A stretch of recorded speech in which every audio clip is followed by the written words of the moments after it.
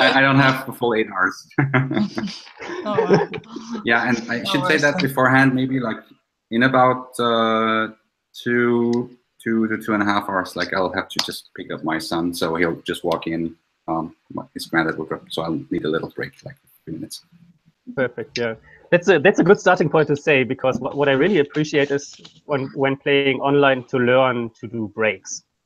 So if anybody wants to have a break at any time, it's always okay to have a break. And please remind me if I forget, because we should have a phrase I should feel responsible. Yeah, we should have a phrase for that. Exactly. Yeah, that would totally be in the spirit of the game. Let's have a break. My phrase is, I need a break. Yeah, that's my phrase. Yeah, so welcome to Love in the Time of Khvareneh, which is a variant published by the same authors, Mathijs Holter and Jason Morningstar, of Love in the Time of Seid, which will soon be published in Germany. And we have a translator with us. Such an honor. Yeah. And yeah. Super applause. Yeah. But we still talk in English, because we have at least one English native speaker with us who doesn't speak German.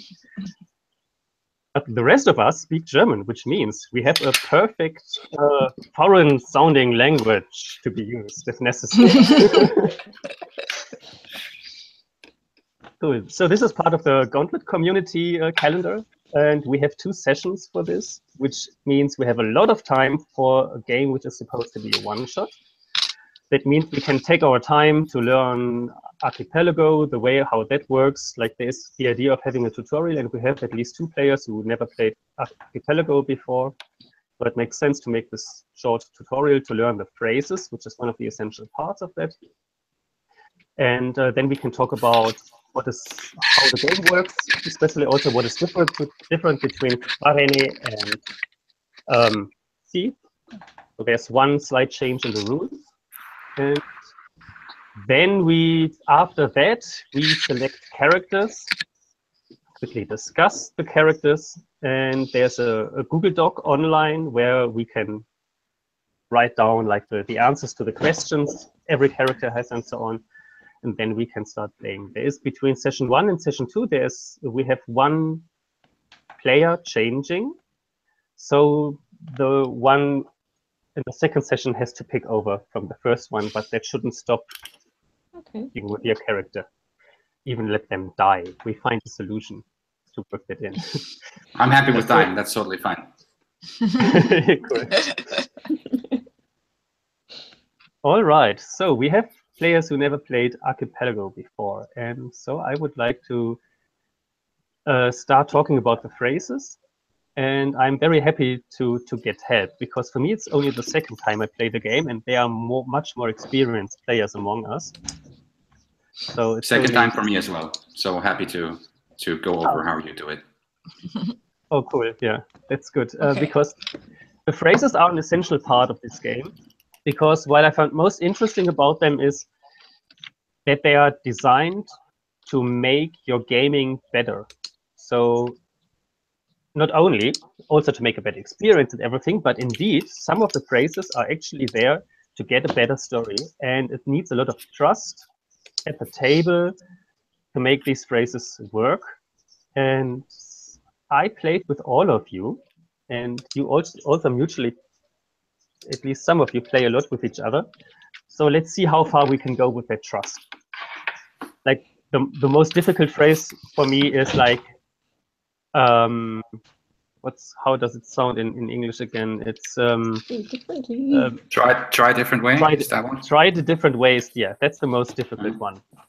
Yeah. But let's go through all of them and then start the tutorial. So the first phrase we have is more details. So at any time when somebody is in their scene, you can say, I want to see more details. And then you can, when they simply say something like the queen runs up to the soldiers and kills them, and then she runs across the bridge and da-da-da, then you might ask for more details. How does she kill them? What do they look like? That's one of the examples in the book. Yeah.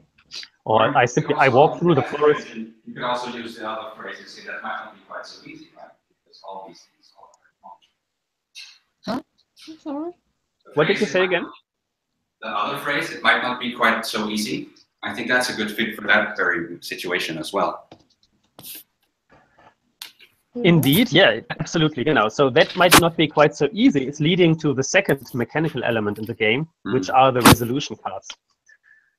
So last week we played Durance, and there it's the uncertainty triangle, which then comes into play. And here we have the resolution cards, which give like impro style, no, but, yes, and then some more details. They are like 30 cards or something, which then inspire how the scene could end and brings a random element into it.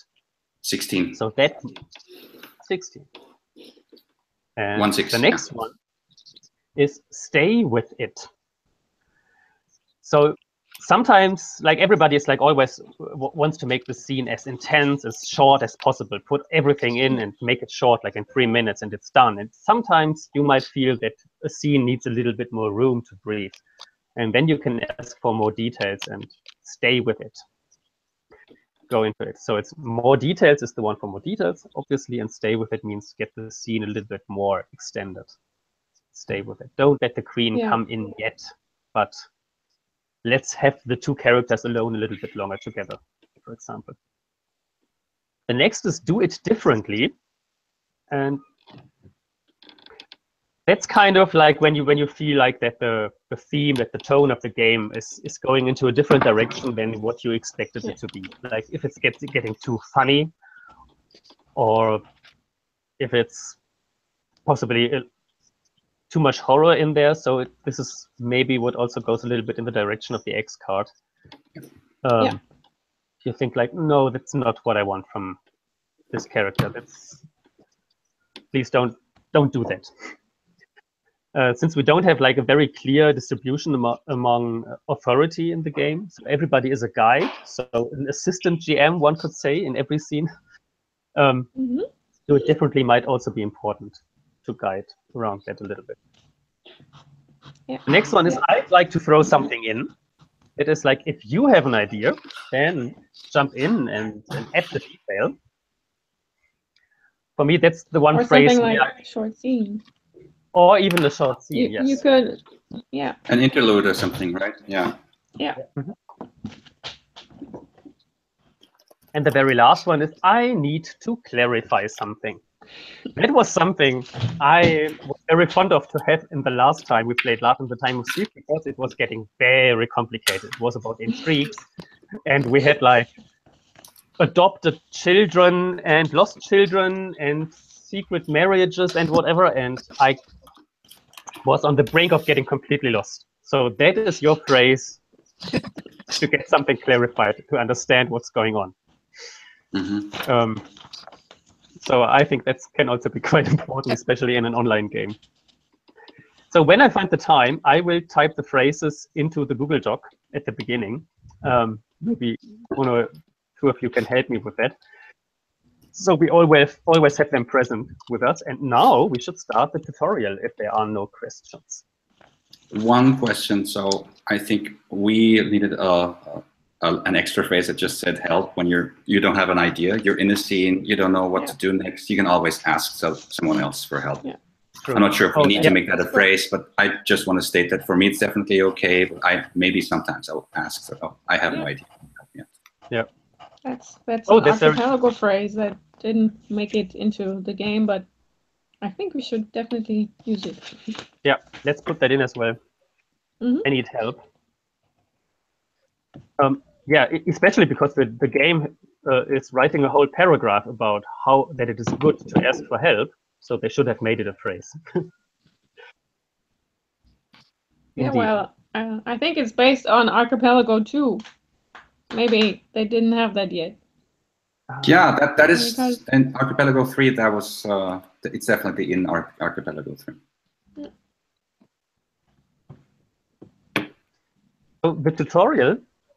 And no, the phrase, I think, sorry.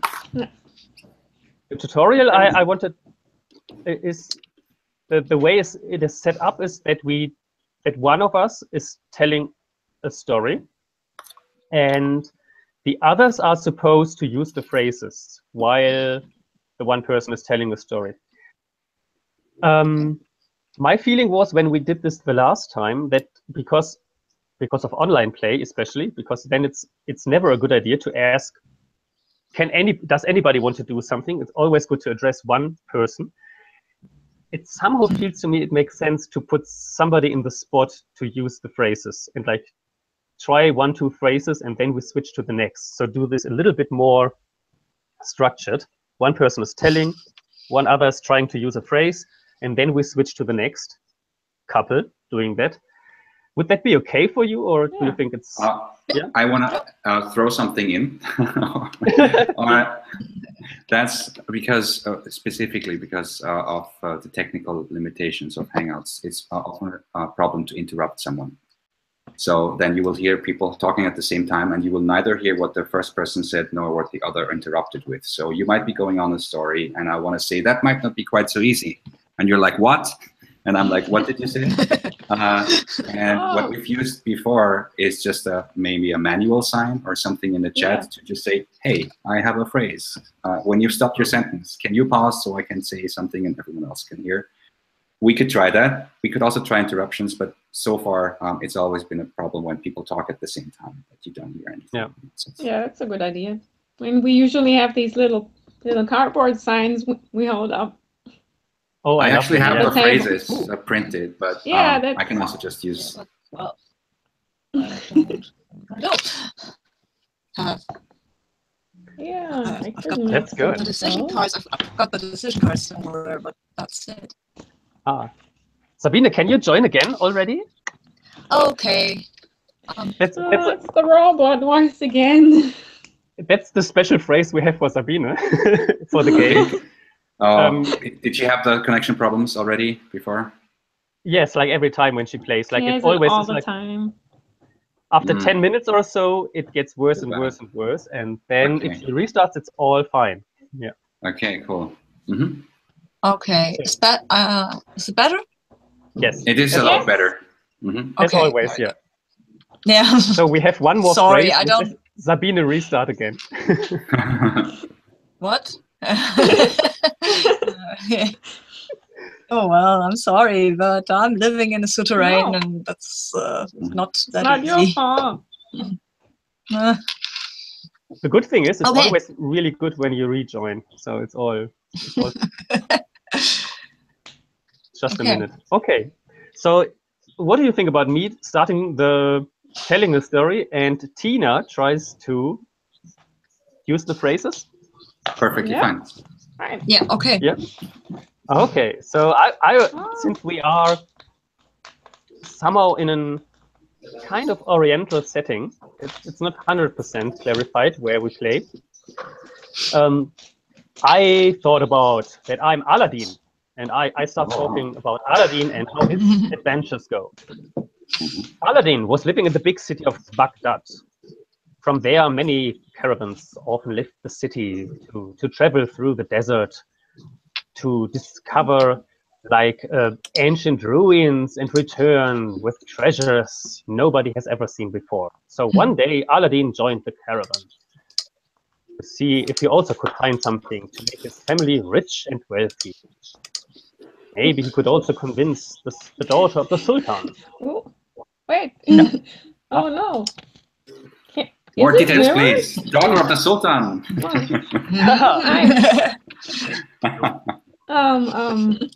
How did you consider coming to riches?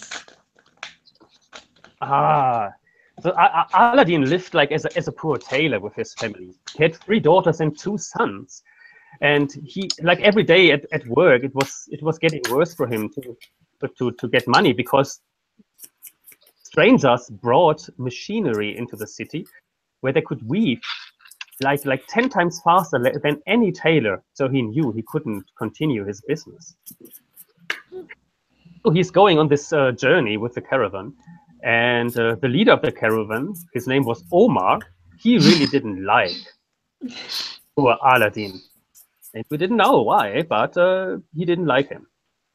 And so when they came to a little oasis, he secretly asked everybody to leave the oasis before Aladdin woke up, and so he was left alone in the oasis.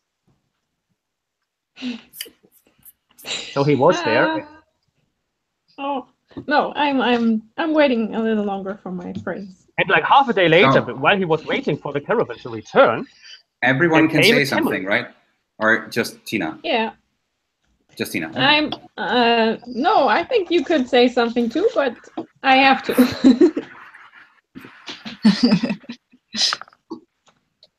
Yeah, my original idea was that we make the tutorial with only one person to okay. Oh, okay.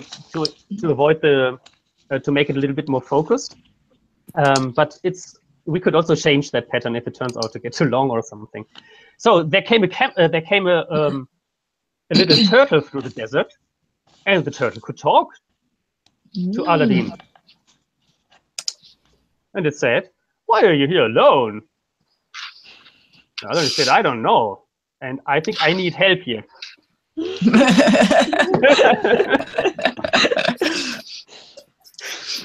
Okay, so what did you need help with?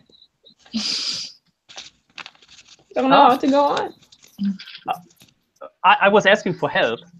So yeah, maybe so you have an idea. The phrase. Well,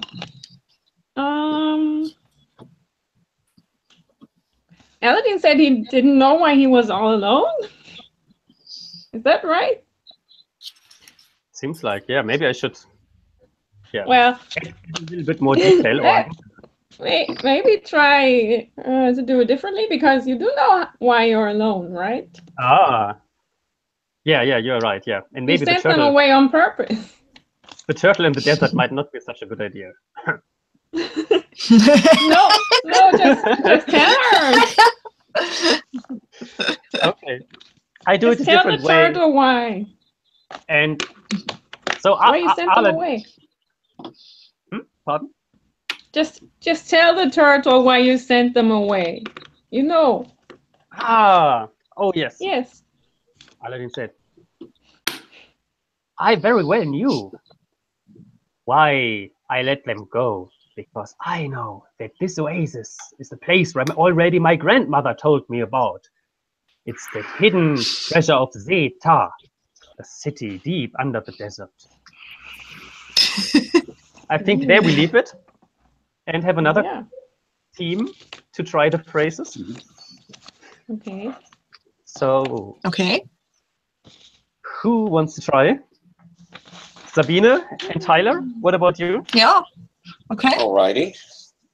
Do you want to tell us the story, or do you want to use the phrases, Tyler? Would you like for me to tell the story? Yeah, you tell the story. I use the phrases. All right. Are we going to... I don't have cards, but I'll put my. Okie doke. Should I continue the story as we started? You can also start from scratch, however you want. I think I'll continue. Aladdin, as he's speaking to the turtle, says, "My grandmother had spoken to me ages ago about how this oasis is said to have a spirit that lives here, and that if you can manage to contact the spirit, that it will show you a great treasure." And the turtle replies with, "Really? That seems very strange. I've never heard anything about that at all." No, I think maybe you might want to try it differently. Maybe the turtle is lying and this becomes clear. The turtle doesn't want to talk. I think just saying, "No, this isn't the way to go," I think that's a bit harsh. Okay. The turtle sort of draws back slightly in its shell and goes, "Oh, you've heard of the spirit too. That's the same reason I have come." Nice. Aladdin goes, "Well, perhaps we should work together. I've heard that if you throw certain incenses into the waters of the oasis, that the spirit will come and will speak with us." Turtle nods sagely. as Aladdin begins rooting through his pack, pulling out various things. He then begins casting them into the waters. Well, I think it might not be so easy. So now somebody has to draw a card, I guess. Yes, so that goes to resolution cards. Is that correct? Okay, so I just draw a random one? Yeah. Okay. Yes, please. Yeah. The card says no, but you earn a friend, ally, or goodwill in the process. That's good. Okay, so repeat that again. I'm sorry. So the card says no, but you earn a friend, ally, or goodwill in the process. All right. Can I ask something? So maybe just as a proposal, when I've played Love in the Time of Seid, we've made really good experience of asking the cards specific questions. Those are an oracle. They always answer with yes or no, or perhaps something in between. So you could ask the cards a specific question. So when you said that might not be quite so easy, I'm not sure what you were asking, but you might have been asking, like, is it actually that easy, or does he succeed in summoning the spirit? Yeah. Yes, that was the question. No, but, right? So in my experience, it's been very evocative and very helpful to ask specific questions instead of just draw a card. Okay. Okay. Totally. So it would have been in reference to throwing out these things into the water would have summoned up the spirit. Yes, it does summon up the spirit, but it doesn't do exactly what I want, but I make a friend. The action says it. If the answer is, does it summon up the spirit? The answer is no, but you gain a friend, right? No, but you gain a friend. All right. So Aladdin casts these things into the water, and he waits expectantly. And the turtle waits expectantly, which turtles are very good at doing. And after a little while, Aladdin looks back at the turtle, and the turtle looks back up, seemingly though he would wait for just ages and ages. But Aladdin, being a young person, he is much more impatient, and he begins to go, I don't think this is working. Turtle says, well, it's only been an hour. Well, I'm beginning to think that maybe this isn't the right oasis. The turtle says, well, there are other oases, but this is one I thought it was. Perhaps we should travel to a different one. Aladdin says, well, I suppose we could, if you can lead me there. The turtle says, well, sure, let's hurry. And begins to slowly move across the desert. End of scene. That's a great scene. Yeah. Was that enough? Good. Yeah. Yeah. So, Johannes, you can choose from whom you want to have a story to use the phrases. So, how about Tina, since you were the last one to use the phrases? Okay, so where did we leave off? They were crawling to the next oasis. So, Hand in hand. and it could be a little difficult. Well, as Aladdin watched the turtle crawl to the next oasis, which was far, he was again very impatient and said, maybe I should carry you over there. Wouldn't that be faster for us? And the turtle said, some detail, like what's the size of the turtle anyway? Did we mention that? No. More details. I don't think we have. The turtle is not as small as you think. It's actually maybe, well, well, it's a bit hard to carry in both arms. Hard to carry, okay. About half a meter turtle. across. Heavy turtle, yeah. So the turtle says, sure, why not? But I'm heavy. I don't think we'd be much faster that way. So Aladdin says, let me try. So he picks up the turtle and they walk very slowly to the next watering hole. And as they are walking, well, it is very hot, and Aladdin is sweating profusely, and he says, "Let's take a break. Let's say we move back to the first oasis." This is really getting hard, and we should try going back to the first. I think that might not be quite so easy to find the way back to the first oasis. So how does that work? Do you ask the question or do I ask the question? I think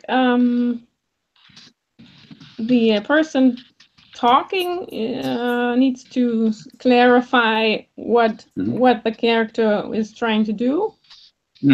So I asked the question, I guess. Okay. Can I find, together with the turtle, find the first oasis? Does Aladdin find the oasis? Will Aladdin and the turtle find the first oasis again? Yeah. Okay. And we ask the cards, and they say yes. But your success has dangerous and unintended consequences. Oh, nice. So I'm the one who tells the story, so I choose someone to interpret the card for me. Dangerous unintended consequences. How about Garrett? Well, directly over the goal, like where we wanted to go, there was a big dark cloud and flashes coming out of it. The thunder went through the whole desert, and the rain started pouring down. Rain in the desert sounds like a good sign because it means water, but it also attracts all kinds of inhabitants which had before been hidden under the dust. Oh no. Describe that in detail, please. What kinds of inhabitants? Who's hiding in the dust? What monsters did they summon for the sudden rainstorm? Whom do you ask? Is that Tina again? I think Tina. She's been telling. It's Tina's story. Yes. All kinds of crawly things, actually. There are scorpions that are very large and very small. Scorpions in all sizes, actually, and little beetles and larger beetles, desert beetles, actually. A whole tribe of scorpions and beetles. Yeah. And they all come crawling towards us. That's good. Do we call that a scene? Okay. Cliffhanger? Yeah, cliffhanger, indeed, yeah. Yeah, okay. All right. We haven't all tried the phrases yet. Who wants to test them, or do you think we understood them enough and now go to the main story? Who wants to? So who hasn't tried the phrases yet? Tyler? I think I understand. If we feel like we'd like to go over more, I'm certainly willing to. But I think I understand what we're doing. I'm fine too. Yeah. All right, then. Enough of the tutorial. We unfortunately have to leave the turtle and Aladdin alone in the desert. With the scorpions and beetles. Yes, becoming dangerous. This won't end well. So next, what we have to do is to clarify some of the mechanics for the main game. There isn't much more. There's only some more to say about how the scenes work. So in this game, in every scene, one player is the spotlight player, and so his or her character is totally in the spotlight, and it's about them. Every character is defined by a number of questions, and we will have a look at them in a minute. But what is also important is that every character stands for a theme in the game. And this theme should somehow be brought into the presence of all the others. But that's not necessarily the spotlight player's role, but the responsibility is with the scene guide. And in contrast to Laugh at the Time of Seid, there's only a scene guide, not a separate scene guide and a theme guide, which I can't pronounce significantly different anyway. But the scene guide is also responsible, like in classical GM role, in a classical GM role. So it's more or less like describing the scene, like what's going on in the scene. NPCs can be played by the scene guide or assigned to another player who is not in the scene.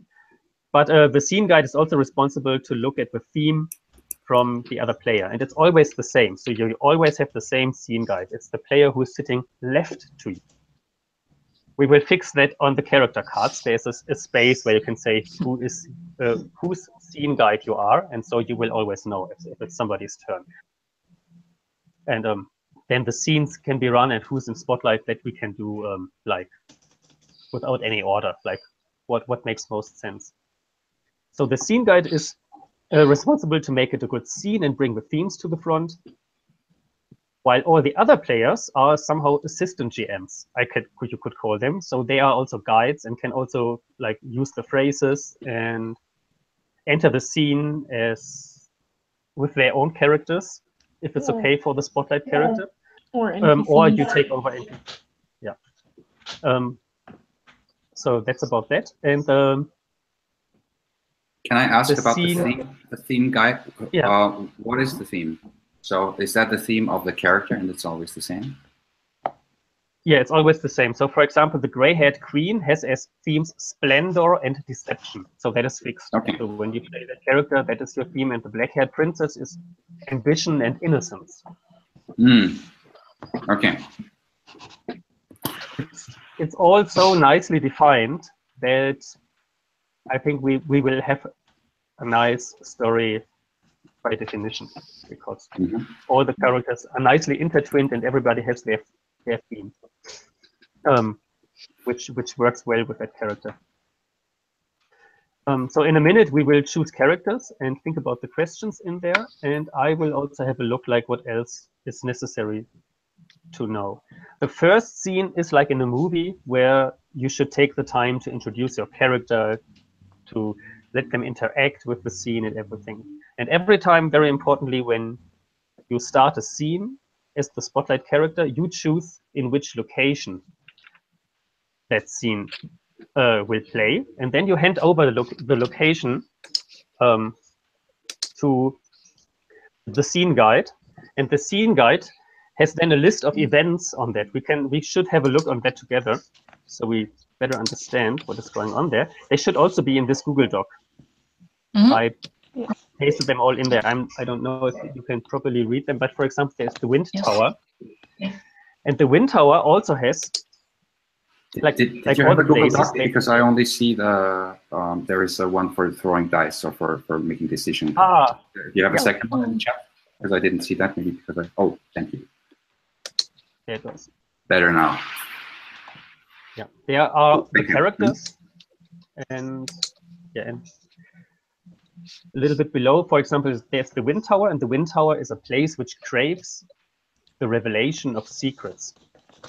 And the first time a place is visited, the spotlight character, the spotlight player, chooses a characteristic that is below the first arrow. So the wind tower, for example, can be this interesting place which brings cool air into the palace, or it can be a long abandoned font of magic, etc. So you define that once and for all as the spotlight character, and then you hand over the place to the scene guide, and the scene guide looks down what kind of NPCs could appear there, but these are just suggestions. You can completely come up with your own stuff.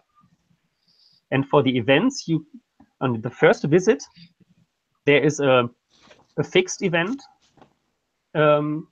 You can overrule that if it simply doesn't work, because the story is so much progress that it doesn't make sense to put that first event in there. But usually it's the first event is given, and from then on the scene guide can build in one of the events into the scene at any time. Did you mention how we choose the location for a scene? Yeah, the spotlight character is choosing the location. Okay, so the spotlight character just says, okay, we're in this location, and we all switch to the relevant part. And they also choose the description, one of the 3 descriptions that are available. And then they hand it over. But you could choose a location that has already been in play before. Yeah, you can revisit locations. Cool. The game is over when one place has no events options to choose from anymore. So every time you visit a place, you cross one off. Okay. And as mentioned, you don't necessarily have to choose one of them. You can also invent your own and simply write them below, but still cross one off so we can feel the progress one place has. The story is also over when at least 2 characters have finished their story because they are not interesting to continue anymore or because they are dead or whatever. Then our game is also over. Okay. All right. And the last scene then is an epilogue, but since we are far from that, we don't have to go into detail. Good. And yeah, and it goes turn-wise usually. Since we're not around the table, we will simply assign whose next turn it is. We put his character in the spotlight. Good. I'd like to throw something in. Yes. Yes. I found a few hints in the how to use the themes or just the locations as a scene guide, and there are 4 things you could do. Adding adversity from within or from outside. So something like you have a weird vision, or somebody removes something you own, or some that would be from outside, or something unexpected from within. You see an unexpected vision, or someone suddenly there where you didn't expect them from outside. Totally agreed. I think that's very important. The theme is not always straightforward to be played. So if your character has deception or sexuality, it doesn't mean that it's always them. But yeah, yeah, it can also be that they see the world that way. Yeah, I think that's important. See, all right. So character creation is that we look around, like who's interested in which character, and then we distribute the characters. That should be straightforward. If people insist on having especially one character and can't agree, we throw a coin. The game says. And then everybody should take their time to read through the character and think about answers to the questions. There are 3 questions usually, which give you an idea. Then you tell the others the name of your character and give a broad idea of how you expect this character to work in play, but the rest will be figured out in play. And the game says you shouldn't be too attached to your ideas to the questions, since they might change in play. They might make more sense in a different direction or something. All right. Does somebody already have an idea of who he wants to play? I would like to play one of the princes. I don't like playing female characters. I've said this before, but not in this context. Some people might not know this, but I really prefer not playing women.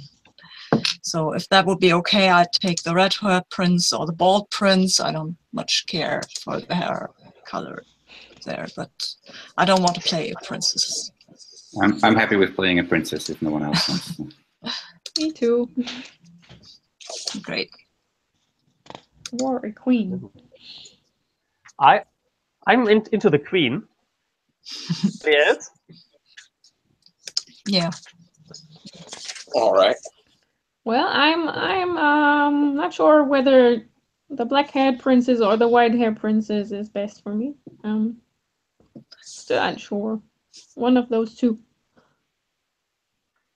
So I wouldn't mind doing the black-haired princess. And then I think I prefer the white-haired princess then. And we have just 2 princesses, right? So we're out of princesses, and I can play something different. You can play prince. Okay. I would like to play the bald prince, if that's okay with you. Oh, so so I'll be the red-haired prince with pleasure. If that's okay. That's totally okay. I love that. Okay, great.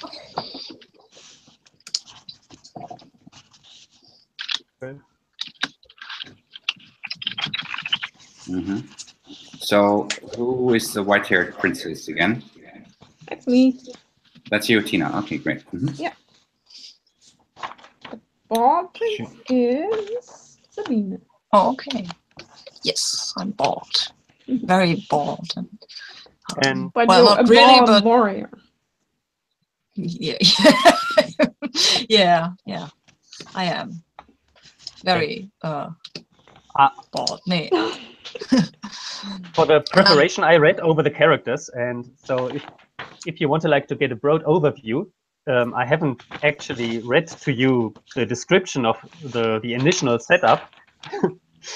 I already made a diagram. Oh wow! But it's very messy because the relationships are so messy. Yeah. So I will read the prosa text to everybody when the game begins. But the idea is that the Queen of the South, which is in play, has a small kingdom and it's under threat. We don't know why. And the King of the North is ready to marry his two sons to the two daughters of the Queen.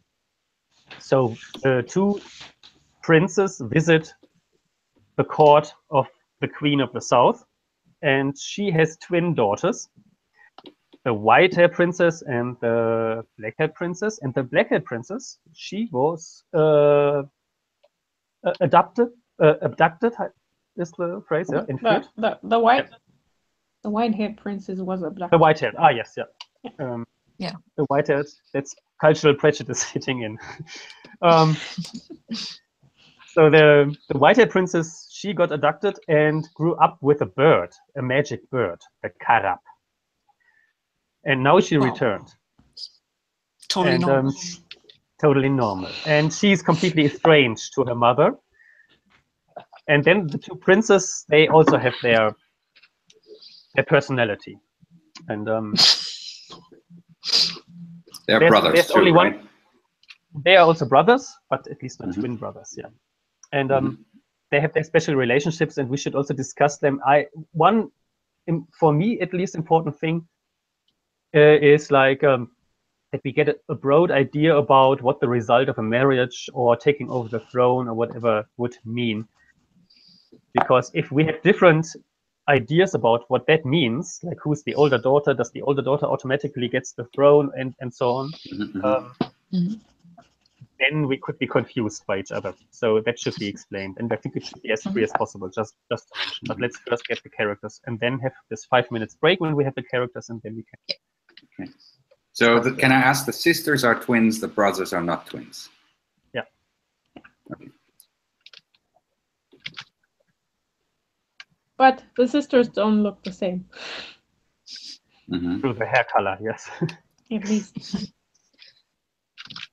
Could the white-haired princess disguise herself as the black-haired princess? With a wig or scarf or something? Or her magic? Yeah. I guess so. Maybe. Hopefully, we'll find out. Why? I mean, okay. She was abducted by a magical bird, so. Interesting. So if we establish some relationships, that's like Sabine and I, we play brothers, and we're also kind of rivals, or like we love each other, but we also have some mistrust going on. Is that what I'm reading here? Yeah, I think well, you're my brother. That's yeah, but I guess I'm kind of jealous of you because you're the heir to the kingdom and also you have hair. Yeah, because what I'm reading here is that I am a youngest son. But yes, you're younger, but I still think that I'm going to inherit the kingdom. Yep. Yes, you're going to inherit the kingdom because our father said so. Oh, so did he break with tradition doing that? So do you think you still have some right to the throne if we disregard our father's word? I'm unable to sire children, so the whole take this throne thing is a bit. That makes sense. I see. Okay. Yeah, but what the hell? There's adoption and other things, so maybe it's not. It's not that cut and dried. Indeed, yeah. And I think the queen has the say over who will inherit her kingdom of her daughters or her sons-in-law. Yeah, so Or her prospective husband. Because she isn't married, right? Yeah, that will both enter into the picture, right? So we have our kingdom, and I think I'm going to inherit that one. And then there is the kingdom of the gray-haired queen. And we could talk about who gets that one. Good. Very good. Yes. But they could also be united under one throne. That is my dream, definitely. But is there also a destined heiress, like one of the two has more rights to the throne of the gray-haired queen, or do we still have to? Well, I think that should be the black-haired princess because she's been taught all the arts of statecraft and diplomacy, right? Yeah, I think that it looks like the black-haired princess is at least the one she's groomed to be the heir. Yeah. I suppose something can change that up. Okay. And she definitely has ambitions. The black-haired princess, that you're playing that one, Tyler, right? That is me. Okay. Yeah.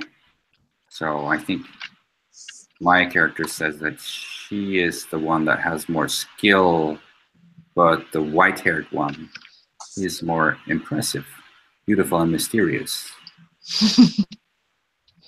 The one I want. Yep, but you going to get the other one. Because you also want her. Yeah, but depending on for what, right? Yeah. Makes more sense. You can always marry one and take the other one as your lover, if you're a prince. Can I marry both? Very important. I don't think so. That we clarify the inheritance rules here before we start playing. Yeah. But I could possibly marry both of them. Or is that not done at all? Well, interesting. I think there might be a culture clash. Well, okay. The king did send both of his sons because he wanted both of them to be married away, right? Okay. Of course. Yeah. Okay.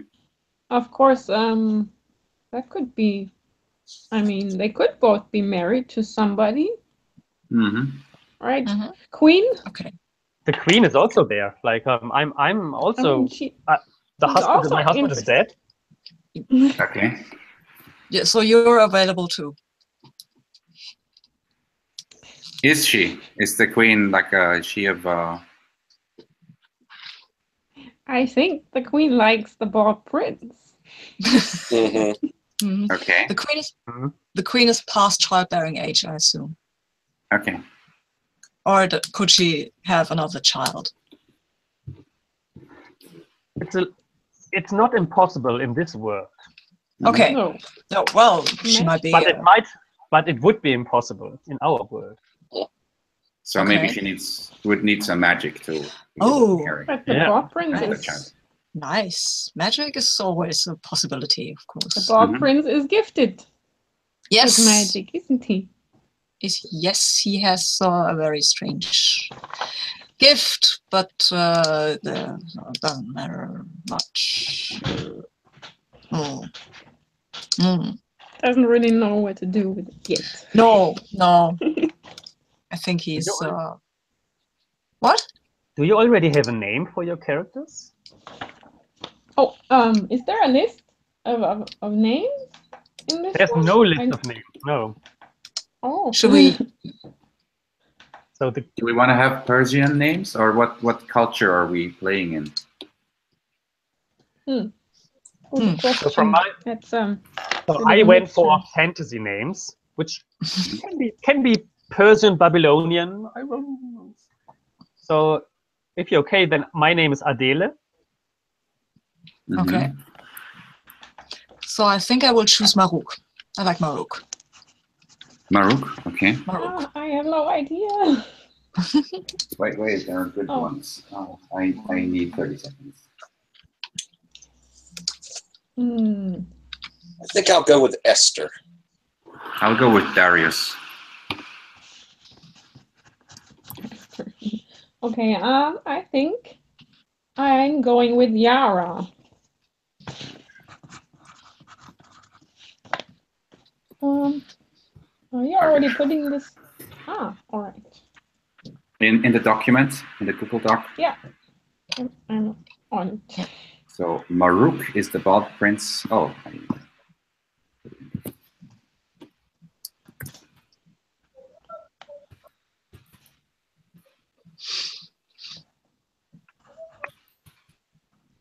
And then there's Esther, Yara. Mm-hmm.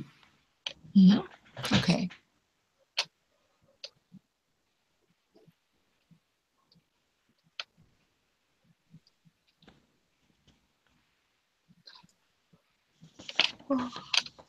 Oh, wonderful.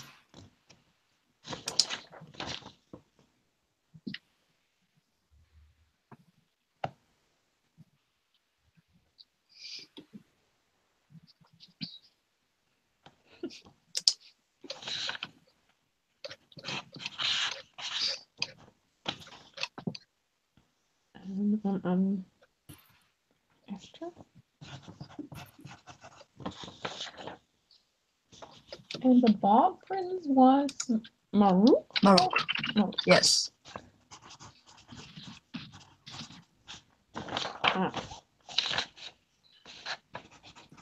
Did you manage to put your character's name there, Tyler? Or, oh no, you just put your own name in the lower third. Oh, okay. Yes.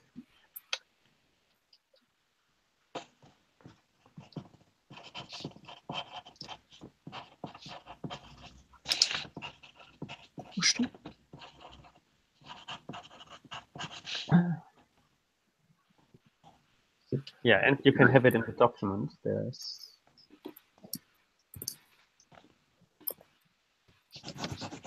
Yara, Darius, Maruk. That's good. Mm-hmm.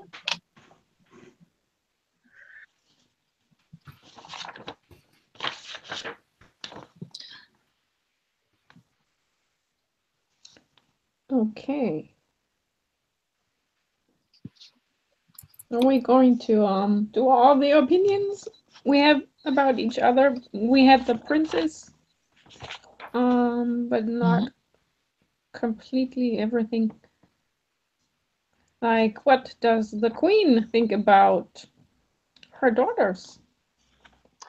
Yeah, you can read it under my opinions, or I can tell you a little bit. Like, I protect the black-haired princess is my light of my life,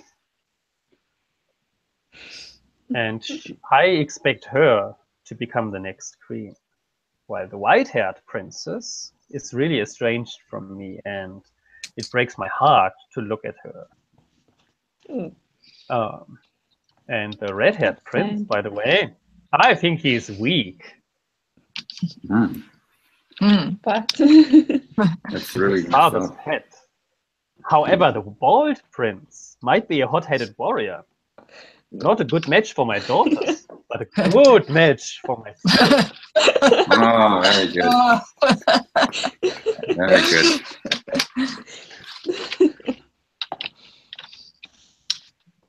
Yeah. Shall we go around and have all these opinions? I think that's their good play. That's very yeah. That might be good. I'm just thinking about if when we do the 5 minutes break, like directly before play, maybe. So we introduce the characters, then let it sink for 5 minutes, and then have the break. Okay. So yeah, and my text is, I don't want to marry off my beloved daughters, but the king of the north is far too powerful to openly defy. King in the north. However, yes, there are other subtler ways to get what I want. Men, particularly young men, are easy to manipulate, and when necessary, to destroy. And my themes are splendor and deception. That's all what you need to know about me. I also have some questions, but we bring them into play when I would say when necessary. Let's do those later. But if you want to read them, it's a full transparent game here. Cool. Then I ask, because we shall always hand over the talking stick to somebody to make it easier in online conversations. So I ask Esther, the black-haired princess, to tell us about her. I'm Esther, the black-haired princess. My themes are ambition and innocence. I've been raised as an only child to rule one day, taught the arts of diplomacy and statecraft and all the social graces by my adoring mother. But you have never set foot out of I've never set foot out of the palace, and I've never met a man before. Never. Now I'm going to meet two, and one of them will be my husband. Yay. That's really weird. No maid servants at all. I suppose I hand off to the white-haired princess. Yes. Well, the Yara, the white-haired princess, has a theme, the Carab, which is the magical bird that abducted her and raised her, and cruelty. And I'm very beautiful and captivating, but also repelling due to my unearthliness. I wear cruelty and pain like a veil, and I'm not sure yet what that means. But I was abducted by the magical bird, the Carab, and raised by him. And maybe that has something to do with my cruelty. Also, if you ask me about it, you will probably regret it.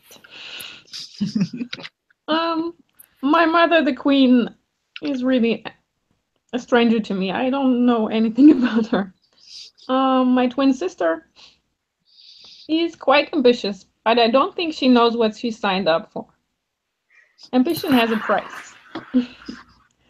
The red-haired prince is really a seductive creep. Seductive creep? Oh, wow. Yeah, he's really a creepy guy who wants to get in everybody's pants. And the bald prince is an idiotic brute who always needs to conquer everything. Yeah, that's fair. I suppose I should have given my opinion, shouldn't I? Ah, yes, yeah. Oh yeah. I'm sorry about that. The gray-haired queen is my mother. She has taught me everything I know, and while I respect her, it's time for her to step aside. The white-haired princess is my twin sister, an object of scorn and perhaps pity, vacant and cruel.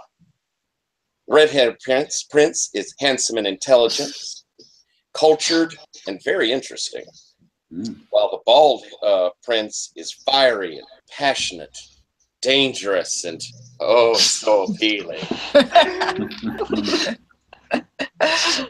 She has never met any man. Maybe that's why they're so appealing.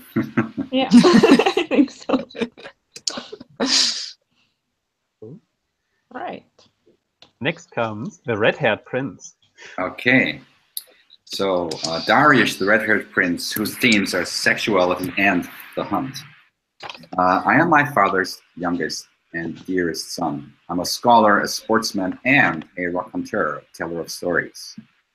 I dream of uniting the two kingdoms, and I also dream of the soft embrace of the white-haired princess, Yara.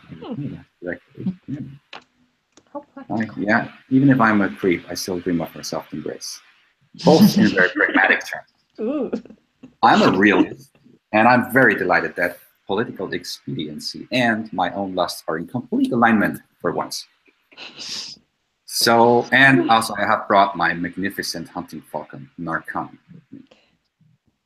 And I also have a few opinions of the characters. So I think the gray-haired queen is soon to be a vassal of my father, and in time, myself. The black-haired princess is a woman of skill and grace, destined to be my brother's wife and my lover. The white-haired princess is the more impressive sister, beautiful and mysterious. She's the one I want. The bald prince is my brother and I love him, but he's a dangerous fool and not to be trusted. Oh, which brings us to Maruk. Yeah, Marok is the bald prince. His themes are jealousy and the gift. So I'm my father's eldest son and chief general. I'm a ferocious warrior, prone to impetuous action and able to best my brother in any contest of strength and skill. I'm always struggling to control the magic that courses through my veins. My power has manifested itself, but not always when or how I expected. I am unable to sire children and cannot be heir to my father's throne. Well, we'll see. My opinions are the gray-haired queen is a steely ruler, but not to be underestimated. The black-haired princess is a perfect match for my brother, full of words and ideas. They fit each other very well. The white-haired princess is the woman I love. She's strange and dangerous. The red-haired prince is my brother, a cloud-watching milquetoast, adored by the king, and sure to be named his successor. Well, so he stubs his toe and dies, probably. Yes. So we have to distribute whose scene guide. It says theme guide, but what they mean is scene guide. Scene, yeah. Because they merged these roles. So the rules say you are the theme guide from the player who sits left from you. And since like spotlight-wise, you would also go around the circles, so it should be the player. Like when you look at the order of the characters, it's the one above you who you are the scene guide for.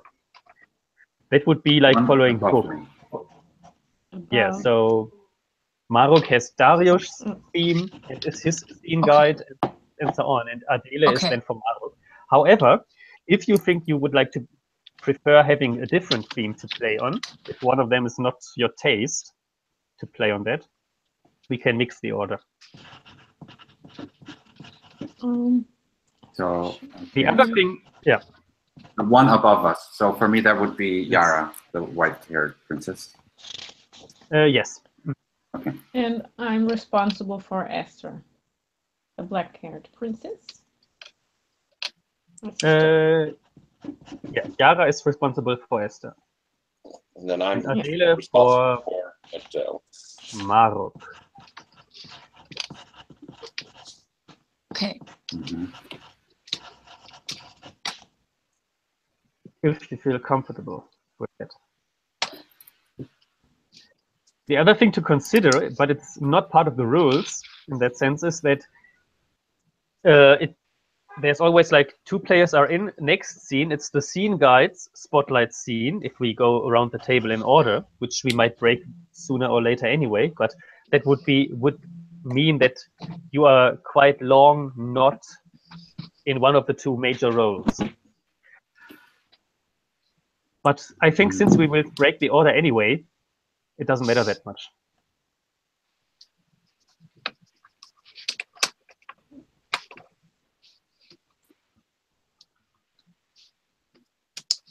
Okay. Cool. Okay. Then now we have the 5 minutes break. So 1/4 we might see each other again. Okay. 1/4. Okay. It is already almost 11. 5 minutes. Oh, 5 minutes. Okay. 5 minutes, Okay. yeah, sorry. 5 minutes break, yeah. Okay. Okay. Bye. Sounds good. See you then. Bye. Take a Bye. deep breath in.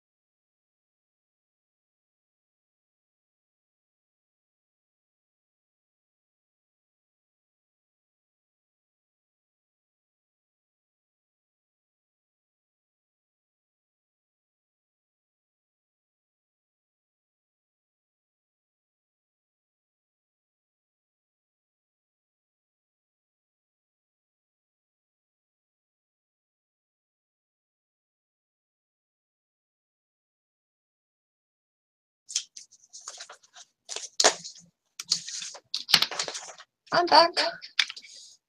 Oops. Okay, I'm back too. Me too. Hello.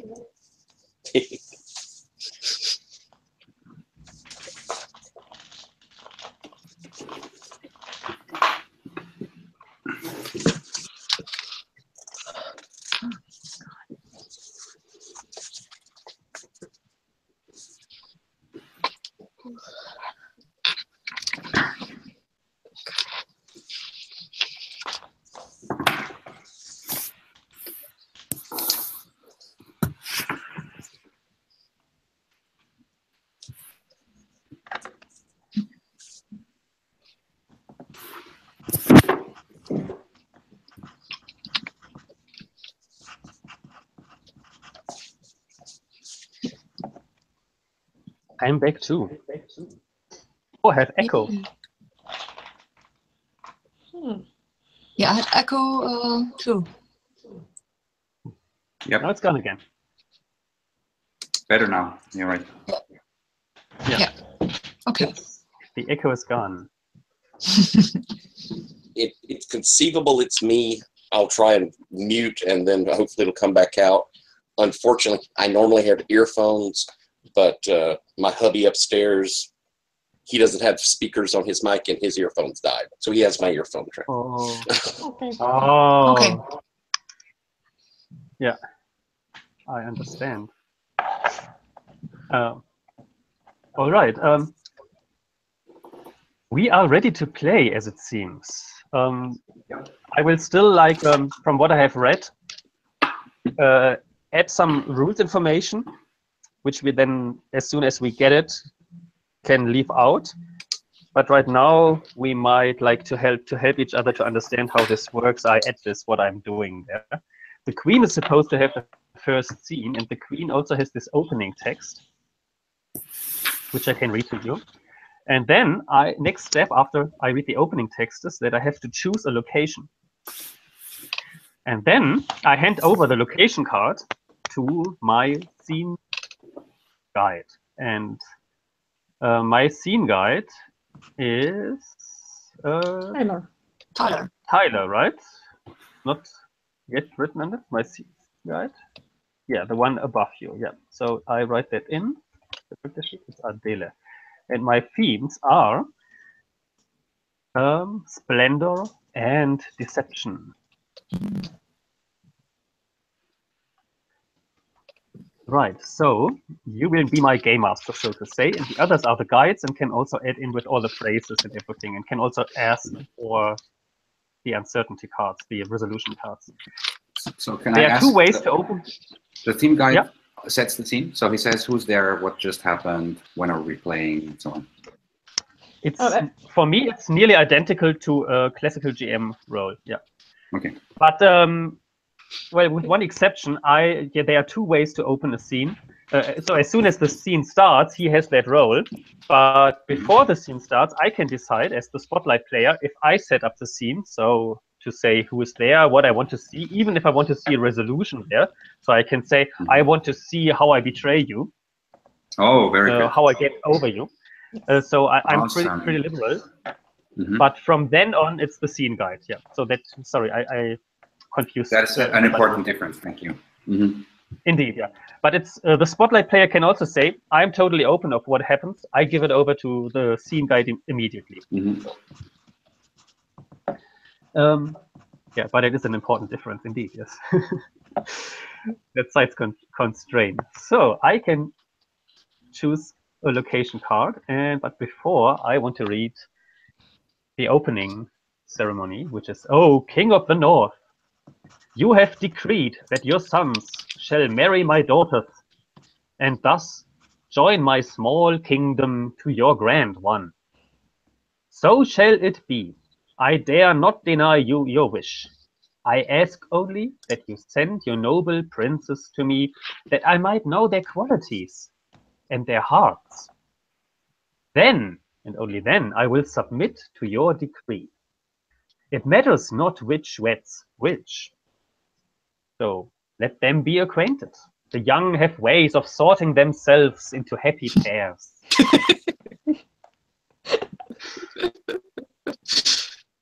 Old as well.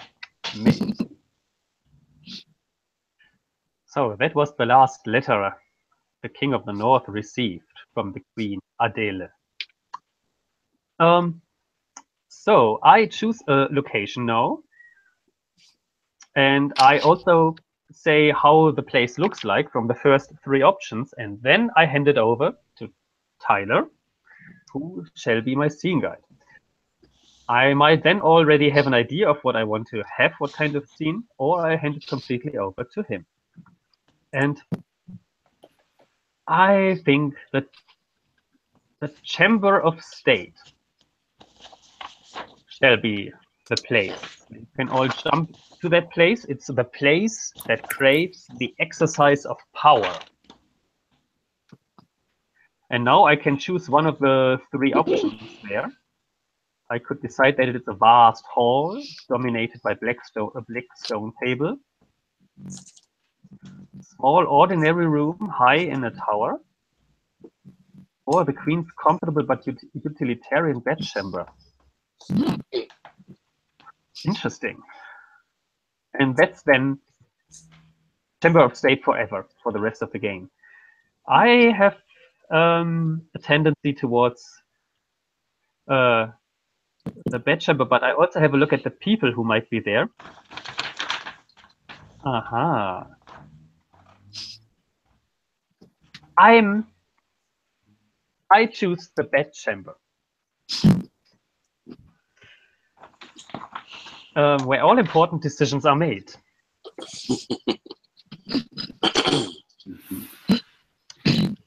All right. All right, and so that is the place, and how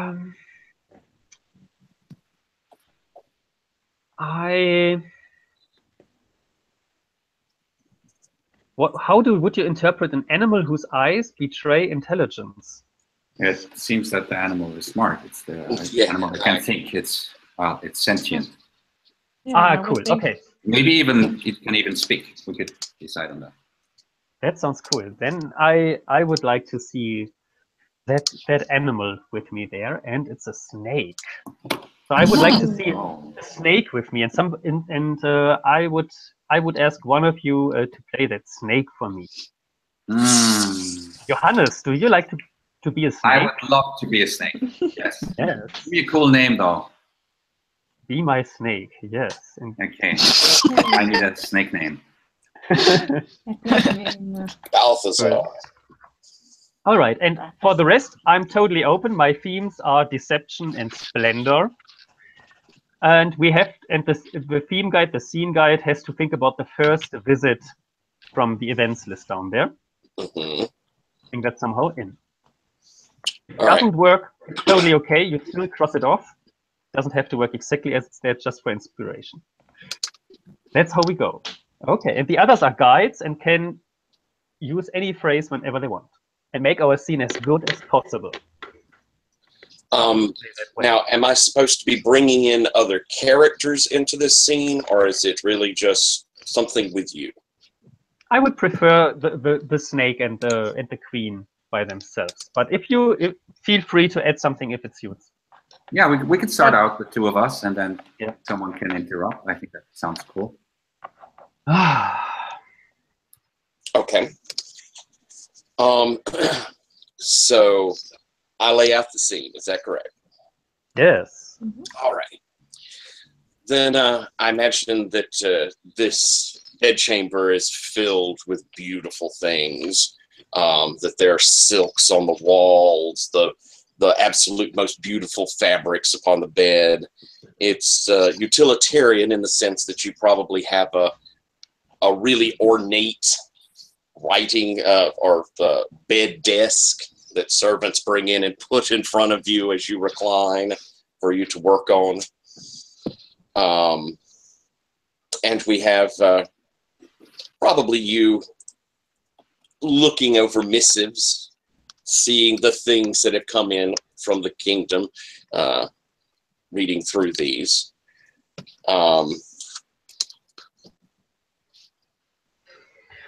Let's see it.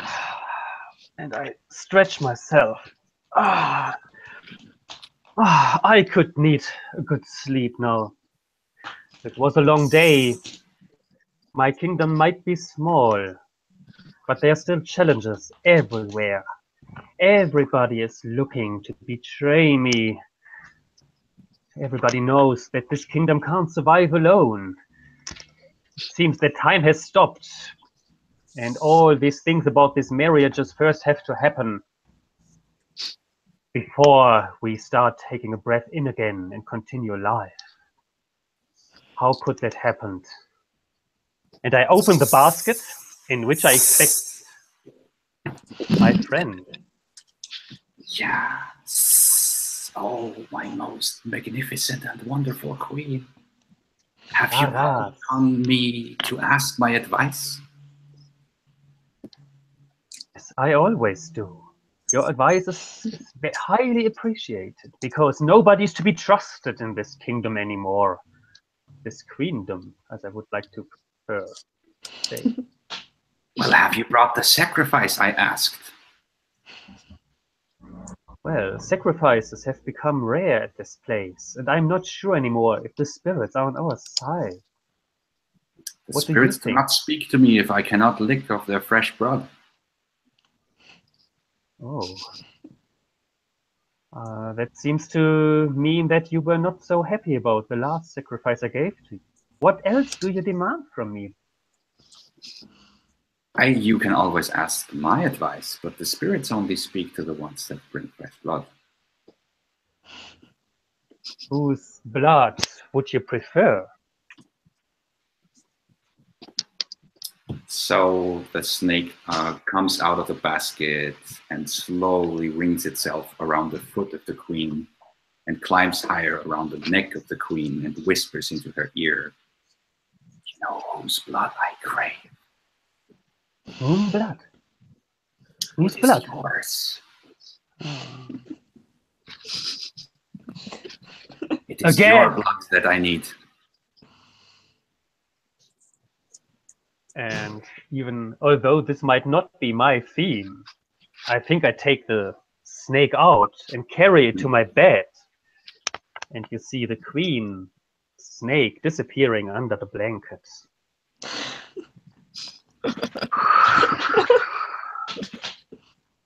Take what you need. Get the blood from the royal family of this kingdom.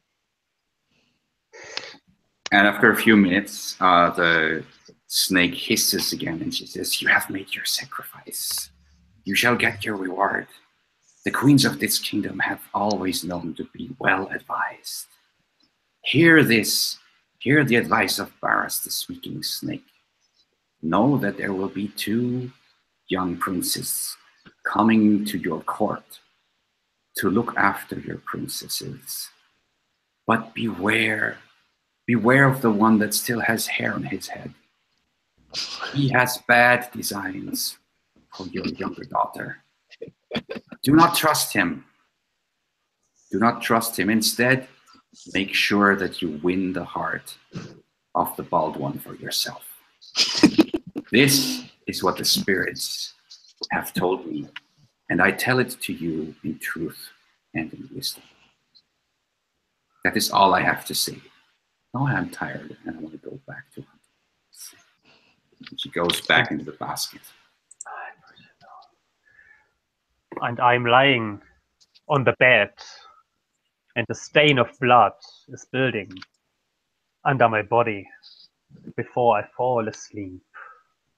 And I end the scene here, whispering, "Thank you for your advice, my only friend, Bazar the snake."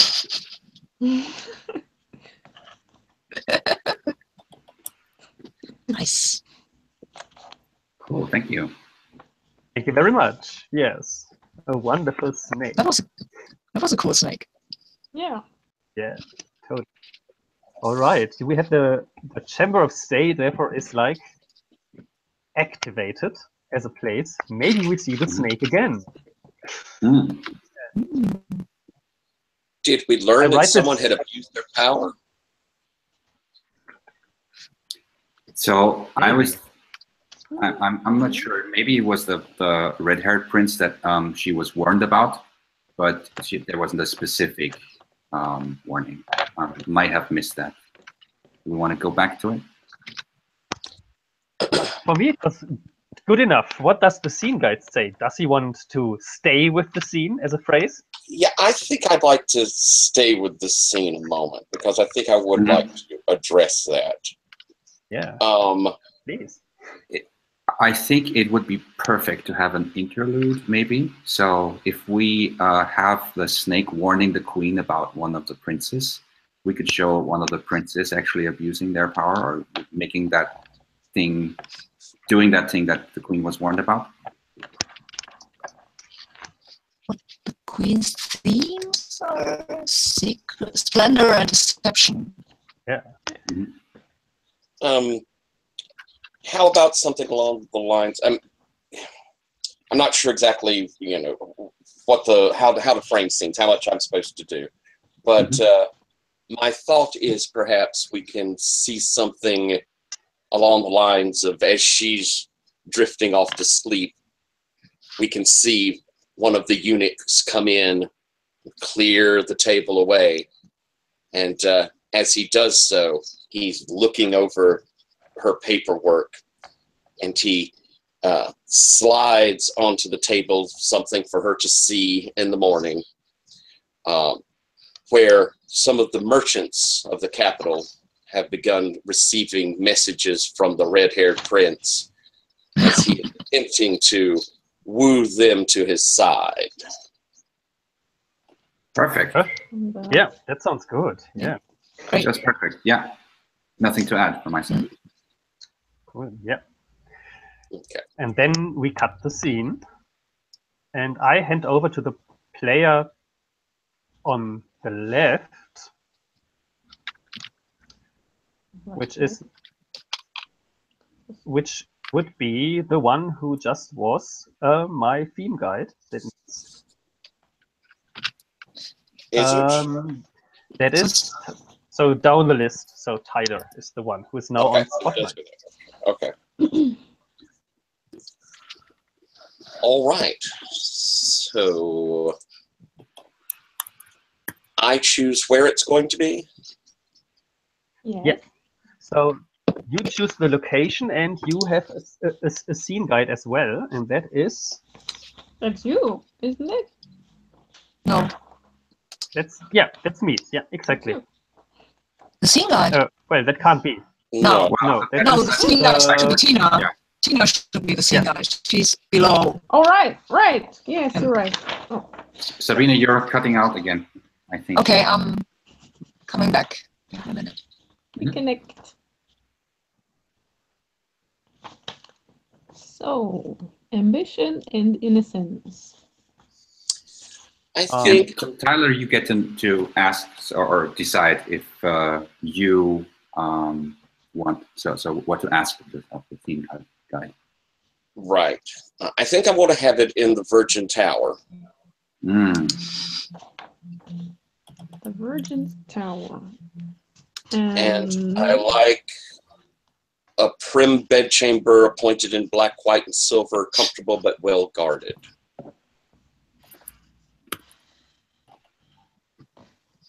Okay. Another bedchamber. And my kind of idea for it is me getting myself ready to meet these princes as they arrive, trying to make myself as beautiful. It's kind of what I'm shooting for the scene. Right. Mm-hmm. Sounds like you want a mate to help you do that. Sounds like I'll leave that up to the guide. That's my input. The guide can set scene. Oh. I think that would be Sarma, the lady's maid, because the eunuch would be a man, and you haven't met any men. Yeah. Okay. Okay. So, what are you doing in your bedchamber. I imagine I'm in front of a mirror. There are all sorts of things on the, little bottles and makeups and such on the thing, and I'm looking in the mirror while my maid is combing out my long, beautiful black hair. Gorgeous black hair. And I'm variously smelling different fragrances. Right. Who is the maid? Would like to play the maid?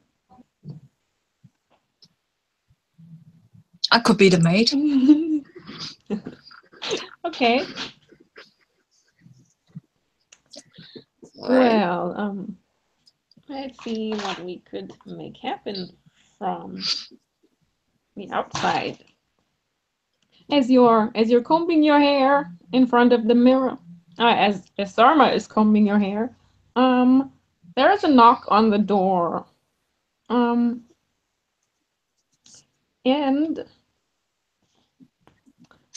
oh yes, and indeed, a eunuch is at the door and is asking for your presence with the queen.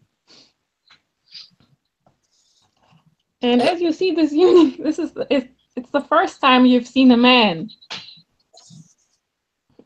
Well, and part of the man. Well, more details, please. What does the eunuch look like? It's the first time she sees a man. What's he look like? I would do it differently. I mean, eunuchs seem to live with us, so I don't. Yes. Okay. So he's not a man. So they are servants. So he's not a man. Okay. Eunuch. Fine with that. We don't need to know what he looks like. Okay. It's not the first time she sees a real man. Right. Okay. But the eunuch looks different than all the other eunuchs you've seen before, and he looks at you kind of strangely, somewhat admiringly, actually. You've never seen this before. And then he looks away again, flustered. What do you do? If my mother's presence is wished, I will certainly attend her. I've not seen you before, eunuch. Serene, have you met this eunuch before?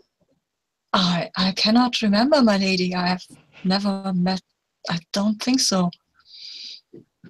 But perhaps he's new to the palace. I'm not sure I liked the way he looked at me. It was like I was a candy upon a plate. You are very lovely, my lady. Even half a man would look at you with admiration. Oh, that is why you're my favorite maid, Serene. I live to serve, my lady. I will get up and begin putting on everything, making myself ready, and head over to the window to look out as I'm having Serene put on my various things. And looking down upon, looking at her. Soon the princes will be coming. I imagine that they will be quite handsome. Can I add some details? As you look down into the courtyard, I imagine that you see the princes, like both of them, both of the princes' horses being led into their stables. And I imagine that they are both very different. Okay.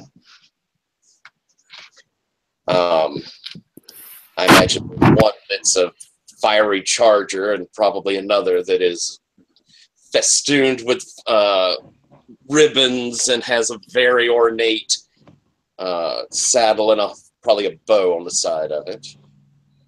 Yeah, like maybe a holster for a place to sit for hunting falcon. Ah, yeah, a ruse. Yeah. Mm-hmm. Yeah. Mm-hmm. I'll turn around. They're here. That's what Mother must want. They're here. Please, quickly, put on my best perfumes. Yes, my lady, I will. Can I interject my lady, another detail? Can I propose like another detail that maybe another eunuch would arrive with a gift from one of the princes in advance? Yeah, sure. All right. that's a good idea. Which prince do we think said something? I'm thinking of the red-haired prince, if that's okay. Yeah, so do I. Yeah. Mm-hmm. He's the, What would the he's the red hair? sensitive one who thinks of such things. Yes. What Yeah. would he bring? He would bring perfume. Oh, perfume. You would send perfume, I'm sorry. I probably would turn and have Serene answer the door, and as you bring back the box, what do you say? This is a gift, my lady. The eunuch said it was a gift from one of the princes. Really? Already a gift? Yes. Let me open it for you, my lady.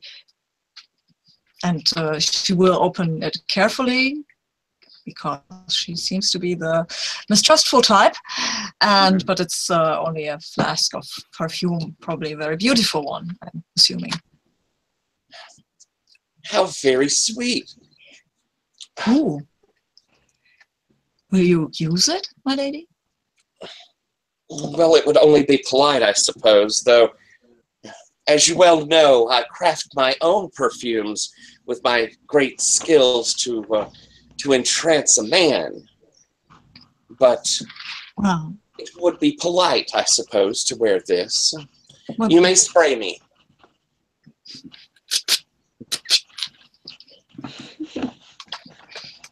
it becomes you very well, my lady. It is exotic. Yes. The one who gave it will be very impressed. You could probably see on her face that she doesn't really like it very much.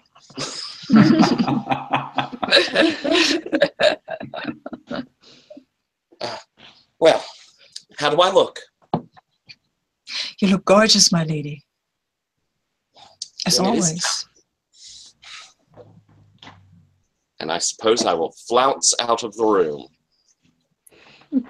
And your mate will accompany you. Is that scene, or do we go and see Mother? I think that would be seen, but as you're leaving, it's not visible to you, but the eunuch that came in first is still standing behind the column near your door and watches you as you walk away.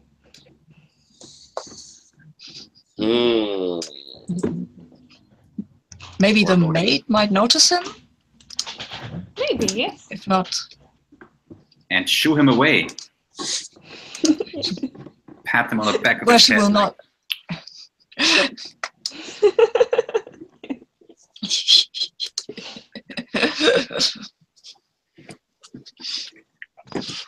All right.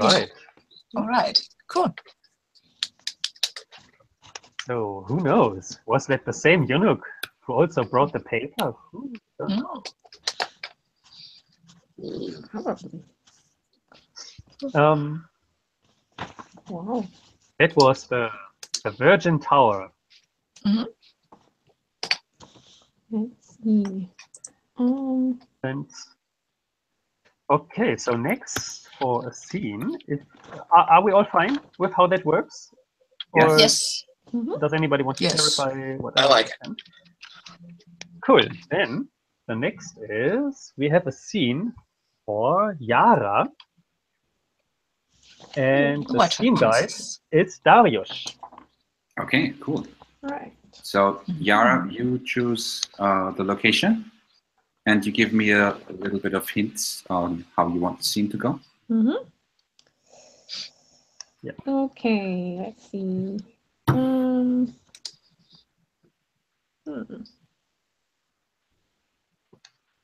Okay, I think I'll be in the Queen's Maze.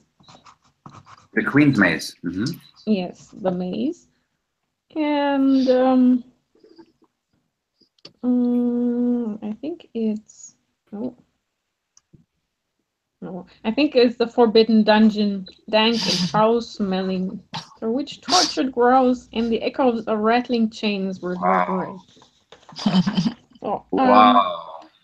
Mhm. I would like a scene where, like a flashback, 1 year ago when the white-haired princess returned to the court.